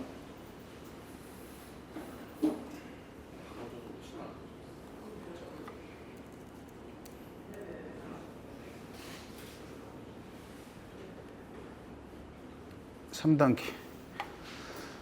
자, 여기서 노이즈 한번 줄였죠. 그 다음에 그 ACR, 라이트룸이나 ACR 가서 거기서 디노이즈를 한번 해요. 그러면 정말로 여러분들이 상상하실 수 없을 만큼 노이즈가 없는 사진이 만들었어요. 은하수를. 그래서 이제 제가 이제 늘 하는 인스타그램이나 뭐 아니면 뭐 이렇게 사진을 보면서 나는 뭐 적도이 안 쓰고 뭐 세키토로 해가지고 은하수 보정하는 뭐 강의합니다. 막 이런 분들 계시고 막 그러는데 정작 그분들이 사람마다 사진을 보는 퀄리티의 기준이 달라서 그래요. 은하수는 노이즈가 얼만큼 있어도 괜찮다라고 하는 그 고정관념 때문에 어차피 있는 거 이렇게 생각하니까 노이즈를 지운다는 생각들을 덜 하시는 거죠. 근데 이제 저는 작품을 만들어서 해외에서 판매를 해야 돼요. 근데 제 작품을 사는 사람들이 이 노이즈가 많은 사람들 이런 거 안 살 거잖아요. 그럼 이제 그걸 지우는 방법을 계속 고민을 하고 온 방법을 찾겠죠. 이제 그러다 보면 그런 방법도 찾아지는 거고. 그래서 사람마다 내가 이 작품의 퀄리티의 기준이 다 달라서 뭐 그런 차이들이 생기는 거예요. 근데 이제 지금 제가 하는 이 방법을 하시게 되면 여러분 집에 가서 한번 해보세요. 그러면 은하수의 노이즈가 이렇게 없어도 되는 거야? 이제 이런 얘기들 하실 겁니다.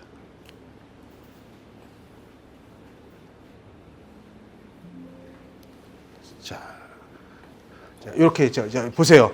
자, 여기가 어두워지나요? 안부 데이터 빼니까 여기 더 커지죠. 지금 대비가 더 커졌죠. 그래서 오히려 이제 올라오기 시작해요. 광해를 줄이는 게 아니라 광해를 더 넣는 것처럼 되죠. 어니분의 강도가 확실히 차이가 나요. 예. 자, 그러면 이게 3단계예요. 한 단계 더 가면 완전히 엄청나게 개판됩니다. 이거를 못 쓸 정도로. 그럼 우리가 이걸 나중에 이렇게 잘라가지고 붙여야 되는데 얘는 지금 따기도 되게 좋아요. 그러면 이거 하나도 손에 안 보고 딱 붙일 수 있거든요. 근데 이거 때문에 나중에 이거 잘라야 돼요. 자, 그래서 요까지만 합니다. 보통 일반적으로 제가 지금까지 은하수 했던 거에 은하수 사진에 지금까지 모든 거 하는 것 중에 4번을 해본 적이 없어요. 3번 안에서 다 끝납니다. 자, 그러면 나갈게요. 요까지 이제 이해하셨죠? 그럼 나가서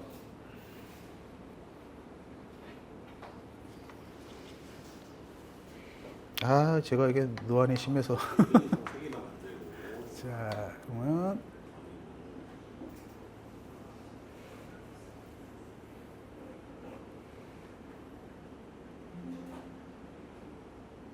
뭐가 또 업데이트가 있었군요.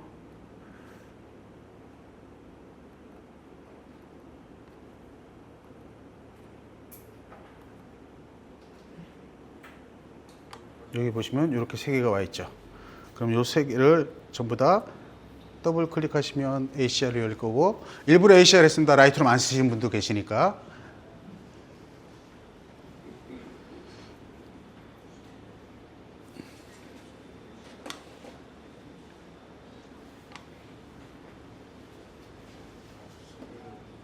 자, 그럼 이제 뭐야 이거? 자, 여기 보시면 자주색 초록색 보이죠? 저게 칼라 노이즈예요.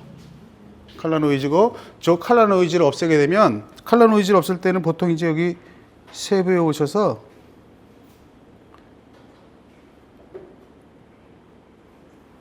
이 색상 노이즈를 25%만 올리면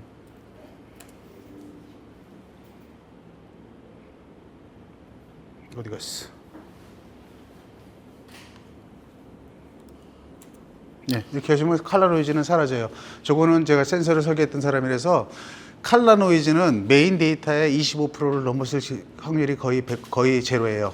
그래서 라이트룸이나 ACR 로 파일 딱 불러오면 디폴트로 저기가 25로 가 있고 샤픈이 40으로 가 있을 거예요. 샤픈 40은 노이즈를 좀 잘 보이게 하려고 일부러 샤픈을 올린 거고, 저 25는 칼라 노이즈 지우기 한 거예요.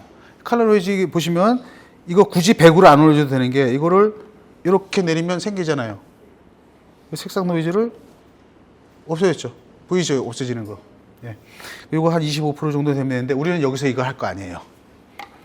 아니고, 자, 노이즈가 이렇게 있다는 걸 이제 보여드린 거고, 그럼 세 개가 이렇게 보시면, 자, 요거 쓸만하지 않죠. 예. 그래서 요거는 안 쓰고, 요 두 개를 오른쪽 마우스 눌러서 HDR로 병합해 볼게요. 아, 이거 하기 전에 이 사진들은 요 세부에서 요게 지금 활성화가 안 되죠. 노이즈 지우는 게. 요게 노이즈 지우는 거잖아요. 디노이즈. 잘 안 보이시죠? 여기 노이즈 축소. 예, 저게 활성화가 안 되죠. 자, 그런데 HDR을 하면 어떻게 되나 볼게요. 두 개를 오른쪽 마우스 누르고 HDR로 병합 누를게요.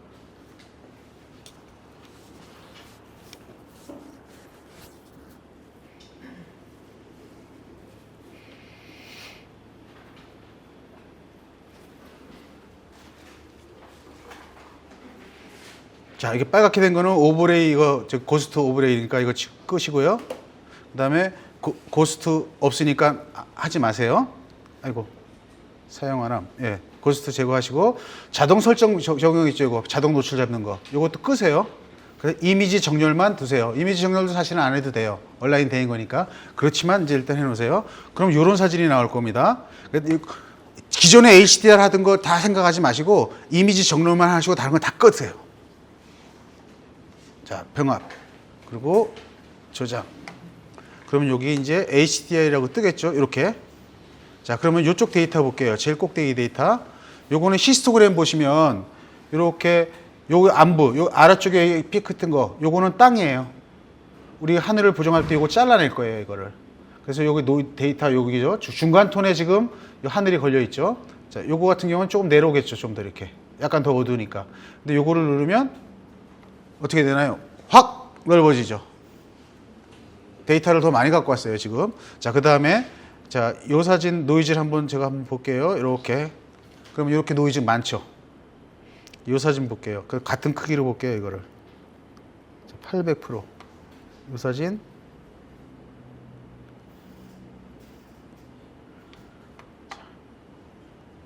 요거하고, 요거하고. 데이터가 훨씬 많이 없어졌죠. 자, 그런데 800% 해도 살짝 보이죠, 노이즈가? 그러면 저거 칼라 노이즈잖아요. 아까 제가 얘기했던 25%.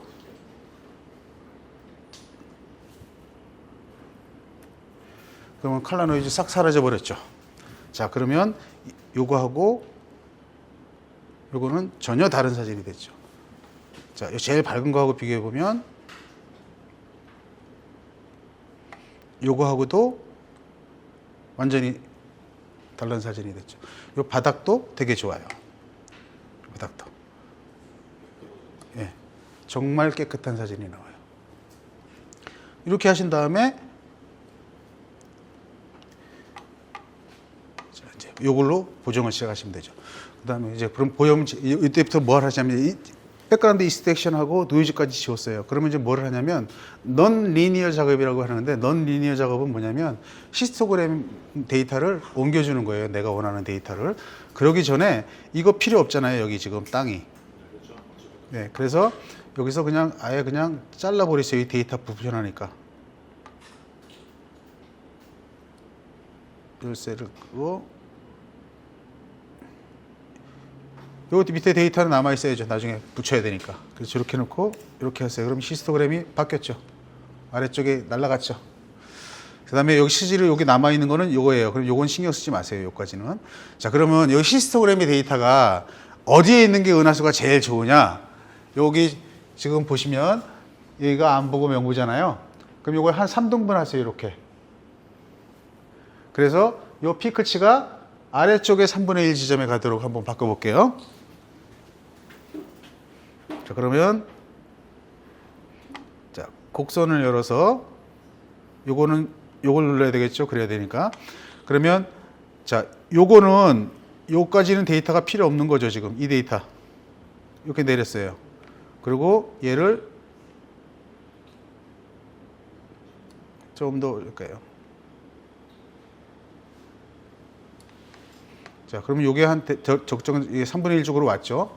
그런데 폭이 데이터가 넓어서 대비가 폭이 넓다는 톤이 넓다는 얘기는 안부와 명부의 폭이 크니까 대비가 크다는 얘기잖아요.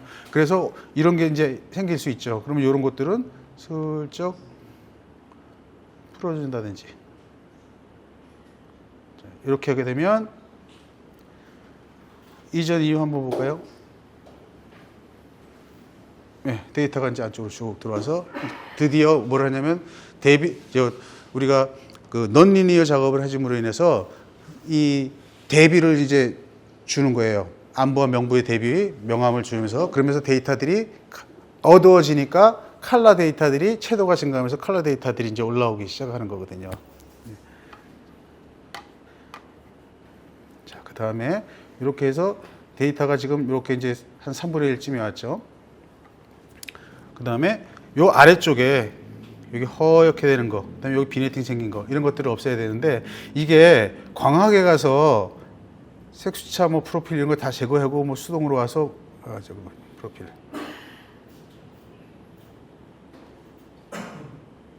자, 프로필 교정하면 언저리 제거가 자동으로 떠요. 이렇게. 근데 이게 너무 많이 지울 수도 있어요. 그래서 그럴 때는 이걸 누르시고 비네팅을 슬쩍 줄이든지 뭐 이렇게 좀 하시면 좋고요. 다행히도 이제 빌트록스 16mm 1.8이 올라와 있어요. 자, 이 별들이 16mm가 엄청나게 잘 찍혀요. 크게 문제 없이 다. 그래서 16mm 렌즈 제가 볼 때는 쓸만합니다. 그 다음에 여기서 뭘 하시냐면 이제 밝기 어둡기를 데이터 클리핑이라고 그러죠. 그래서 안부는 이거는 신경 쓰지 마시고 이쪽만 하시는데 이거를 일단은 색상이 어디 갔어? 밝게 여기서 대비로 한번 다 줘보세요. 이렇게 대비를 끝까지 다 올리면 상당히 밝아지는 부분과 상당히 어두워지는 부분이 두 개가 발생을 하죠. 왜냐하면 대비를 주는 거니까. 그럼 나머지들은 이제 이렇게 쓸만한 게 되는 거고. 그래서 저렇게 강하게 밝아지거나 강하게 어두워지는 부분들을 마스킹으로 닦아낼 거예요. 그럼 어떻게 하시냐면 대비를 다 올린 상태에서 이 마스킹, 그래서 선형 그라디언트,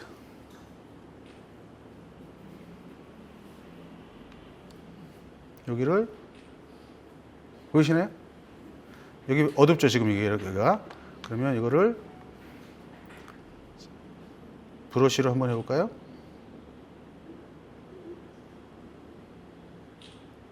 이렇게 칠해준 데만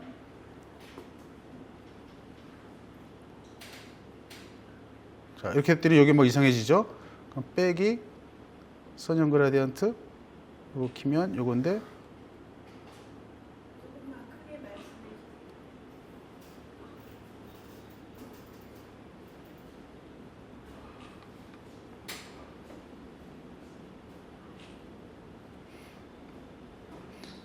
선형 그라디언트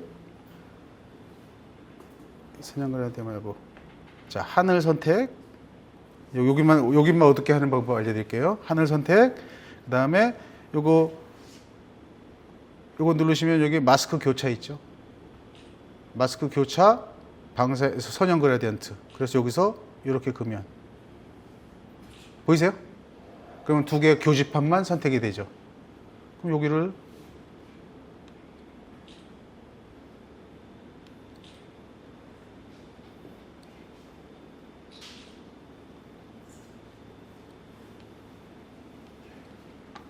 시간이 많으면 제가 저거를 아주 일일이 다 따서 정리하는데 오늘은 방법만 알려드릴게요.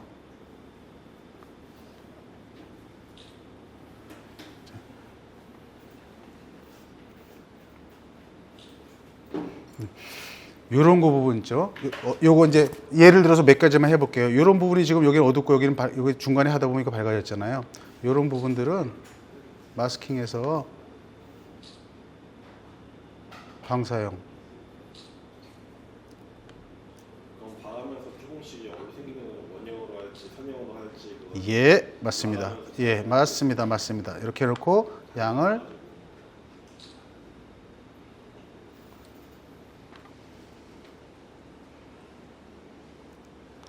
아이고야, 어디 갔나? 예. 자, 이런 식으로 맞추고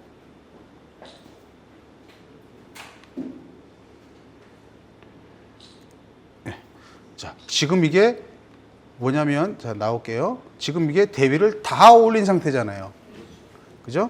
이 대비를 원래대로 다시 복원시켜 볼게요. 그러면 아까하고 노출 차이가 달라졌죠, 이제 또. 이렇게 이거 이렇게. 그래서 다 올려가지고 많이 생기는 거, 많이 밝은 거, 많이 적은 것, 요런 부분만 선택해서 거기를 주변하고 살짝 비슷하게 맞추는 거예요. 그리고 다시 다 빼면 내가 거기서 주변하고 맞춘 양이 열이 들어갔으면 다시 더 원래대로 보내면 열이 아니라 사실은 뭐 5, 4 이 정도밖에 안 들어가는 거죠. 그래서 요런 부분도 지금 더 하고 싶은데 우리 이건 브러쉬로 하셔도 되고 방사형으로 이렇게 하셔도 되고 이런 부분도 이제 이렇게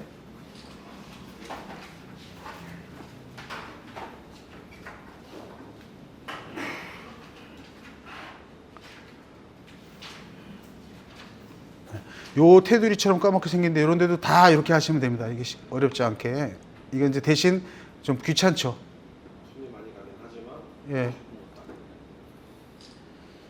든 곳은 너무 그리고 오른쪽 마우스 눌러서 여기 원형을 오른쪽 마우스 눌러서 마스크 복제가 위에도 있고 두 개 있는데요. 아래 거 선택하세요. 그럼 똑같은 값, 따로 이 위치마다 같은 값이 안으로 되니까 이렇게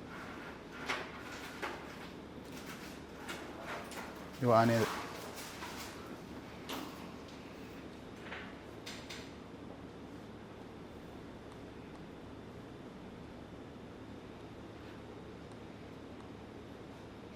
여기가 좀 파란색이 떴다. 저 색을 바꾸고 싶어요.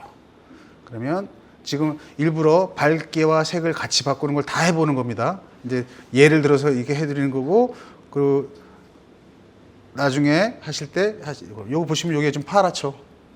그래서 이 부분을 이렇게 놓고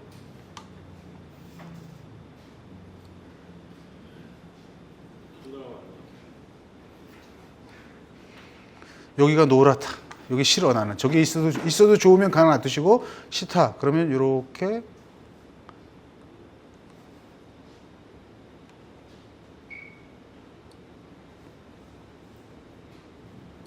자 나가볼게요.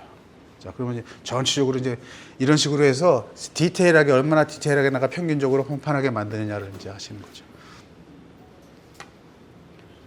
이게 다 되셨다. 그러면 이제 이 상태에서 이 코알을 좀 올리고 싶잖아요. 코알을 올리려면 우리가 이제 방법이 세 가지가 있는데 얘를 이 상태에서 얘를 밝게 하는 방법이 두 개 차이를 주는 거죠. 대비를 주는 거죠. 또 하나는 이 상태에서 얘를 놔두고 얘를 확 어둡게 하는 것도 두 개 대비 차이를 주는 거죠. 얘 5개 올리고 얘 5개 내리면 이렇게 또 벌어진 거죠. 똑같이. 근데 누가 제일 좋냐면 후자가 제일 좋아요.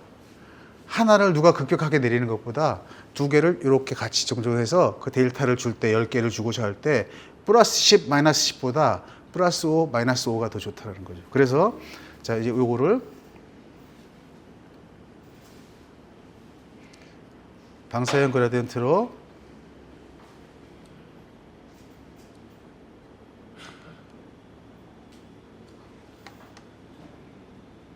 자 여기는 밝게 하는 것도 좋지만 중간톤 대비 이제 건드리러 갈 거예요. 누가 제일 좋아하냐면 부분 대비가 제일 좋은 효과를 내요. 그래서 쭉 내리시면 명료도 여기는 명료도로 되어 있네요. 명료도를 올리시면 보이세요? 그래서 명료도를 적당하게 과하게 하지 마세요. 그다음에 DH를 낮추면 밝아지고 올리면 진해지는 거예요. 이렇게. 요게 중간 톤의 대비를 올렸다 내렸다 하는데 얘는 밝고 어두움을 조절하는 거고요. 명료도는 그 면적을 크겠다 하는 거고, 그 위에 있는 텍스처는 경계선을 그 대비를 주는 거예요. 경계선에. 근데 그것도 안부와 명부를 주는 게 아니라 중간 톤만 줘요. 자, 이렇게. 그 다음에 나는 요거를 이렇게 내리고 싶어. 이쪽에 더 하고 싶어. 이렇게 올리고 싶어. 이렇게 할 수 있죠. 요거를 이렇게 하고 또 하나 오른쪽 마우스 눌러서 마스크 복제를 하면 또 하나 카피되죠. 이렇게. 그럼 요거를 이렇게 또 옮기셔도 돼요. 이렇게 하시든지. 예. 대신 여기서 너무 세니까 살짝 조절한다든지 이렇게. 자, 그러면 얘가 살짝 어두워졌죠. 대비들 주고. 밝은 건 밝아졌고 어두운 건 어두워졌잖아요. 여기가. 그러면 얘가 이쪽도 이렇게 좀 어두워져야 되겠죠. 그래서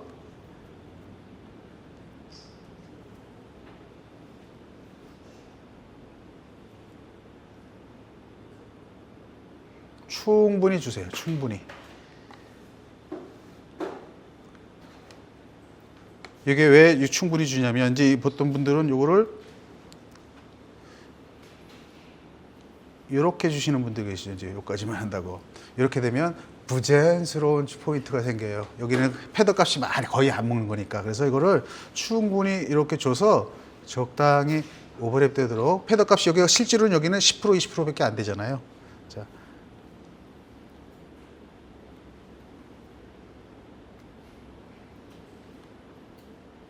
그러면 요게 이동시켜 보면 이거 보이시죠? 그럼 요거 가지고 요렇게 하는 게 좋은지 아니면 요렇게 하는 게 더 좋은지 요거 조절하시면 돼요. 그 다음에 방향도 요렇게 하는 게 더 좋은지 어딘지 요거 조절하시면 되고, 요쪽도 해야 되겠죠? 그러면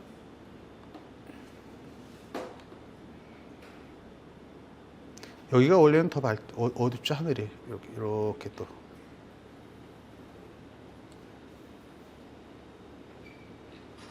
일단 주시고 돌리시든지 이동하시든지.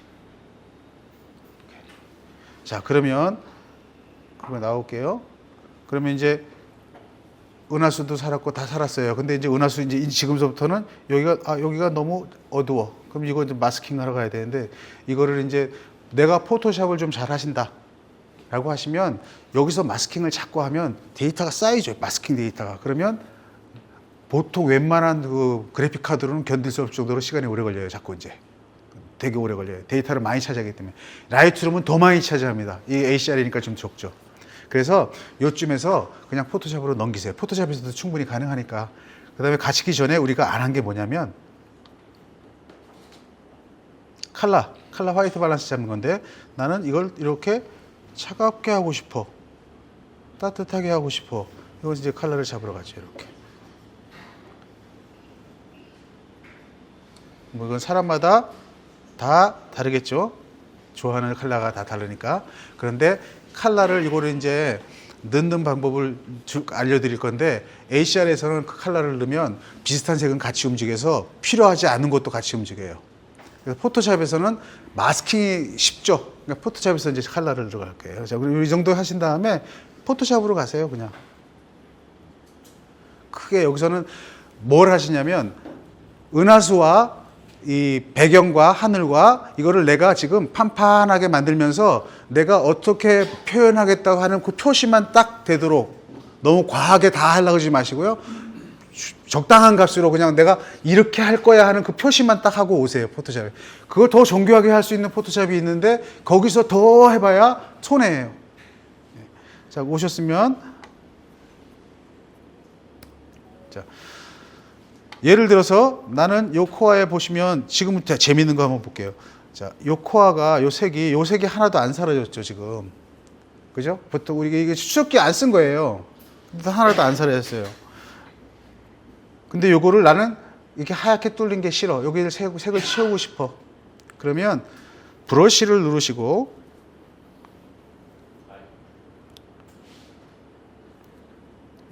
여기 요 색을 샘플링 하세요. Alt 누르신 상태에서 클릭하시면 이렇게 컬러가 샘플링이 돼요. 자, 그러면 요거를 그냥 칠하시면 여기다 이렇게. 그러면 너무 세죠. 그래서 여기 별이 있는 거기 때문에 양을 한 반만 줘볼게요. 그리고 여기를 이렇게 칠하면 별이 사라졌네요. 그럼 별을 다시 복원해 꺼내야죠. 어떻게 하시냐면 표준, 여기 브랜드 모드에서 표준 색상, 색만 넣겠다는 거죠. 그러면 색만 들어갔잖아요. 거기에 보시면 이렇게. 자, 더 주고 싶어요. 그럼 더 칠하면 되겠죠. 아예 다 많이 칠해볼까요?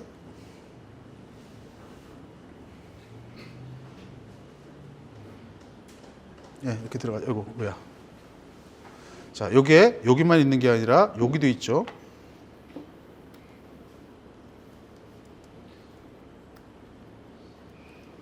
여기만 있는 게 아니라 요 위에도 있거든요, 원래.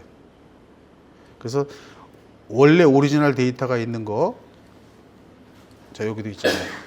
이렇게 칠해 주시면 되고요. 여기도 원래 있거든요.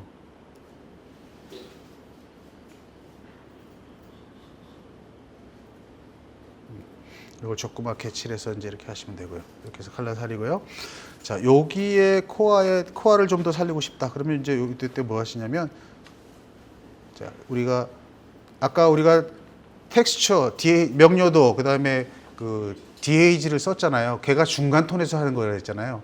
근데 그거를 우리가 커브에서 똑같이 할 수 있어요. 커브를 이용해서. 근데 커브는 걔는 중간 톤만 하잖아요. 커브는 안부 톤에서도 그 효과를 줄 수 있고요. 명부 톤에서 그래서 부분 대비를 아무 데서나 줄 수 있는 게 커브예요. 커브에 있는 걸 중간 톤에만 주도록 해서 바로 만들어 놓은 게 아까 그거예요. 그래서 커브를 한번 열어보시면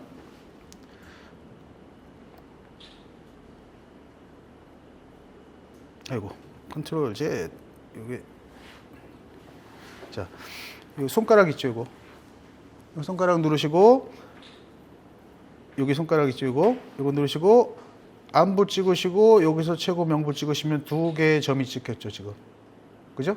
그러면 요거는 밝은 쪽이니까 이렇게 올리면 밝아질 거고요. 여기는 안부 쪽이잖아요. 안부 쪽은 내렸더니 어두워지는데 난 이게 싫어. 그러면 놔두세요. 자, 그 다음에 명부 쪽만 이렇게. 그 다음에 요 뚜껑 두 개를 요게 지금 이제 텍스처와 DAG를 준 거예요. 지금 어디에 줬냐면 이게 우리 S자 라인 준 거하고 똑같습니다. 커브에서 S자 라인 주잖아요, 우리가. 근데 그거는 중간 톤에 주면 효과가 크기 때문에 이제 그렇게 하는데 지금 잘 보시면 요 기울기가 증가했잖아요. 요게 조 구역에서 대비가 증가한 거예요. 요 구역에서. 여기는 근데 대신 기울기가 줄었죠. 밑으로. 여기도 기울기가 줄었죠. 이렇게. 여기는 대비가 빠진 거예요. 거꾸로. 자, 이렇게 주면 내가 중요한 내가 좋아하는 요 키 데이터가 되는 곳은 대비를 주고 양쪽을 대비를 빼는 거하고 비슷한 효과를 낼 수 있어요. 자, 그래서 이 상태에서 브러쉬로 줌 요거를 컨트롤 I 막으신 다음에 브러쉬로 양을 너무 많이 주시 마시고 일단 한 30-40%만 줘보세요. 이렇게 좀 더 필요한 데는 보이시나요?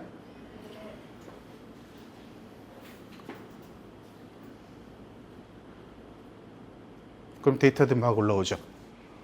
그러면 내가 필요한 곳은 이렇게 해서 올리는 거예요. 자, 근데 이렇게 했더니 여전히 어두워. 대비양은 좋은데 대비를 더 주면 안분 더 어두워지니까 안 좋잖아요.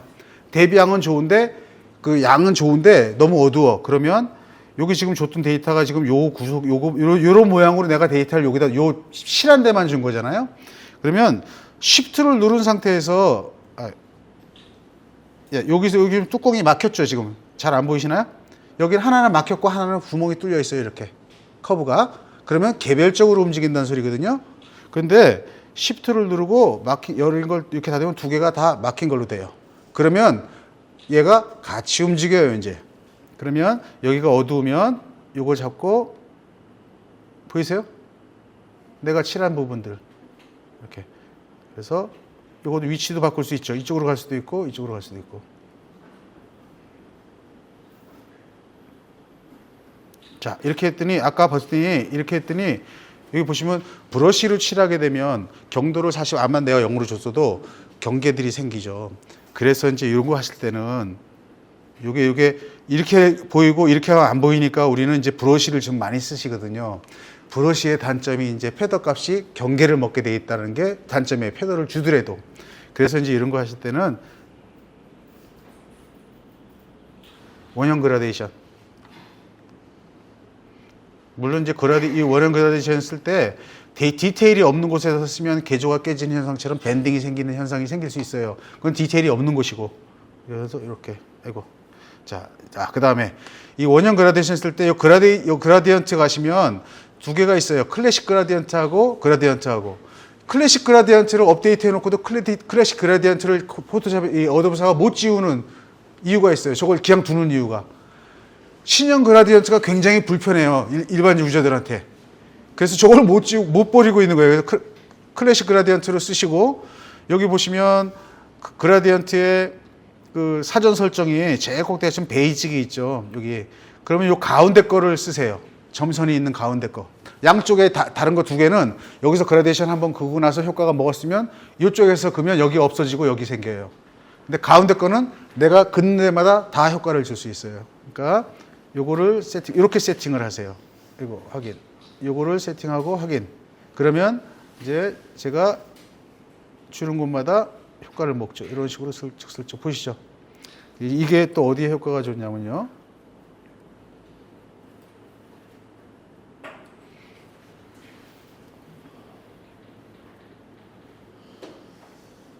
요런 곳. 예를 들어서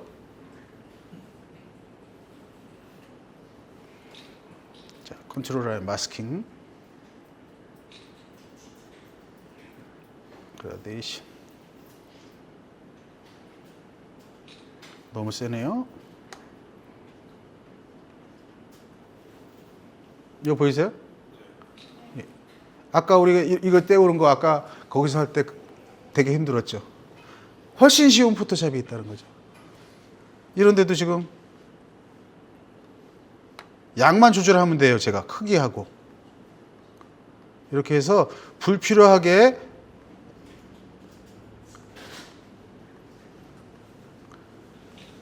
그라데이션 잘 안 쓰시죠, 이거.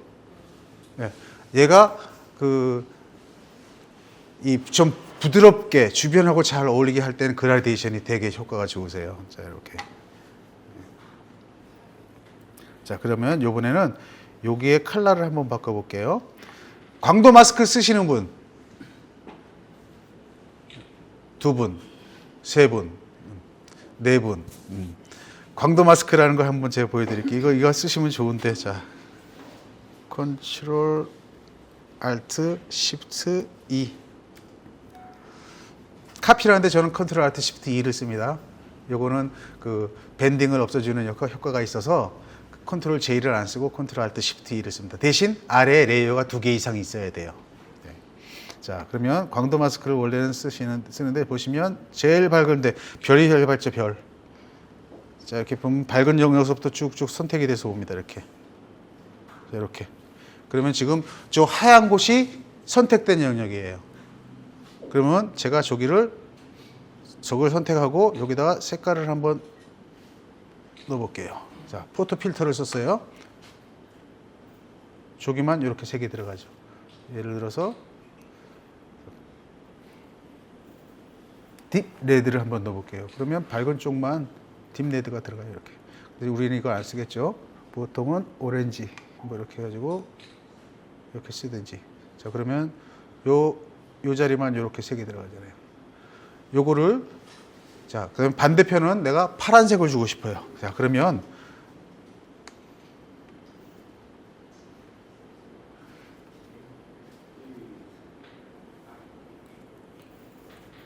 자, 카피를 하나 하시고 요거를 Alt를 누르시고 끌어당기세요. 이렇게. 그러면 이거 같죠? 이거 컨트롤 I, 컨트롤 Z 위에 거죠. 요거 컨트롤 I 하시면 뒤집어지죠. 그럼 반대쪽에 이렇게 해주셔도 되고, 이거 이렇게 안 하시고, 괜히 카피 안 하셔도 되고, 여기서 그냥 필터 뭐 쿨링 예를 들어서 이렇게 넣는다 그러면 이렇게 놓고 요거를 Alt 끌어당겨서 놓고 이거 컨트롤 Z 이렇게 오늘 왜 이렇게 컨트롤이 잘 안 되나요? 자 이렇게 놓고 네 그다음에 요거를 컨트롤 I 뒤집으면 반대죠. 그러면 요거 빼놓고 반대쪽만 그리고 여기 가보시면 예. 자 그런데 이게 광도 마스크로 했기 때문에 요 경계점에서는 밝은 놈과 어두운 놈이 다 섞여 있어요. 그리고 여기 밝다 그래서 여기에 어두운 게 있는 게 아니라 그러면 이제 우리가 마스크로 만약에 칠하게 되면 티가 나거든요. 어떻게든 패더값 하는 거예요. 근데 얘는 데이터로 들어가니까 경계점이 지가 알아서 다 들어가니까 이런 티가 안 나게 되죠. 소프트하게 잘 들어가게 되는 거죠. 아, 광도 마스크를 좀 쓰시면 좋은데 광도 마스크들을 안 써서 예.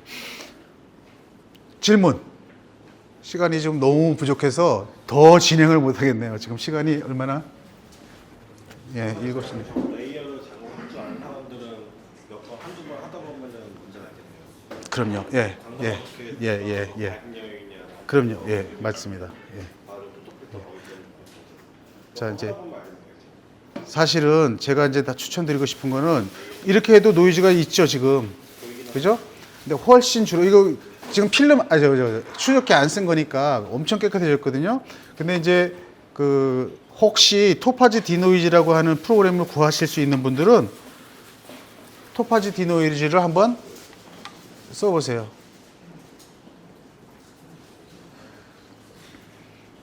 그러면 노이즈가 그 노이즈를 지금 우리는 그럼 3번 지우는 거예요. 확대해 볼게요. 자, 400% 확대해 볼게요. 왼쪽하고 오른쪽이 노이즈 지워진 거예요. 이쪽이. 보통 12호 노이즈 이 정도 쓰는데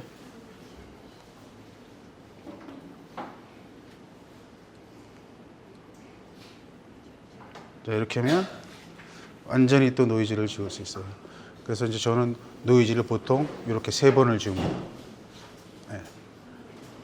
그다음에 이제 그 시간이 좀 더 있거나 아니면 좀 더 광도 마스크를 여러분이 좀 실시하시면 좀 더 이거를 좀 더 디테일하게 좀 할 수 있는데 오늘 시간이 좀 부족하고 제가 아까 그래서 일단 여기까지는 지금 아셨죠? 오늘 키는 사실은 그 ACR까지 하는 거 그것만 아시면 되거든요.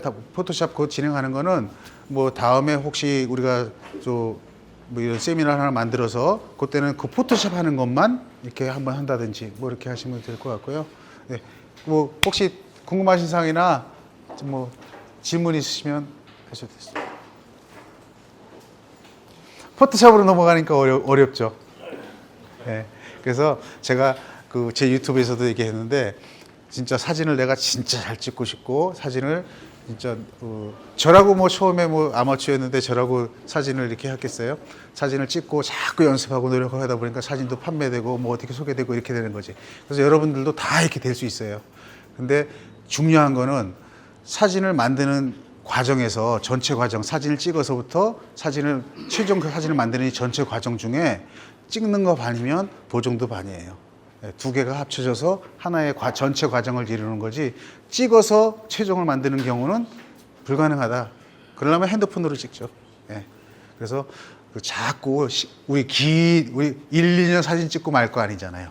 긴 시간 찍을 거니까 조금씩 자꾸 훈련하시다 보면 나도 모르게 어느샌가 뭐 이렇게 잡지에 나오고 나도 모르게 어느샌가 이제 뭐 작품 판매해서 집사람한테 시계도 사주고 옷도 사주고 이런 게 집사람이 아니라 남편한테 네, 이런 일이 있어요. 저도 뭐 갑자기 사진을 올렸더니 갑자기 영국에서 전화가 와서 이메일이 와서 네 사진 우리 신문에 실을게 뭐 이렇게 되는 거예요. 근데 그게 뭐 제가 뭐 홍보해서 된 게 아니라 제가 사진을 잘 만들어서 이렇게 자꾸 해놓으면 그리고 꾸준히 그 만들어 놓으면 와서 보고 그런 과정이 좀 필요하니까. 네. 긴 시간 수고하셨습니다. 네, 감사합니다. 그리고 다음 달에 그 은하수 출사 한번 제가 진행 한번 해볼게요. 네. 오늘 멋진 강의 해주신 우리 서명 작가님께 박수 한번 부탁드리겠습니다. 감사합니다.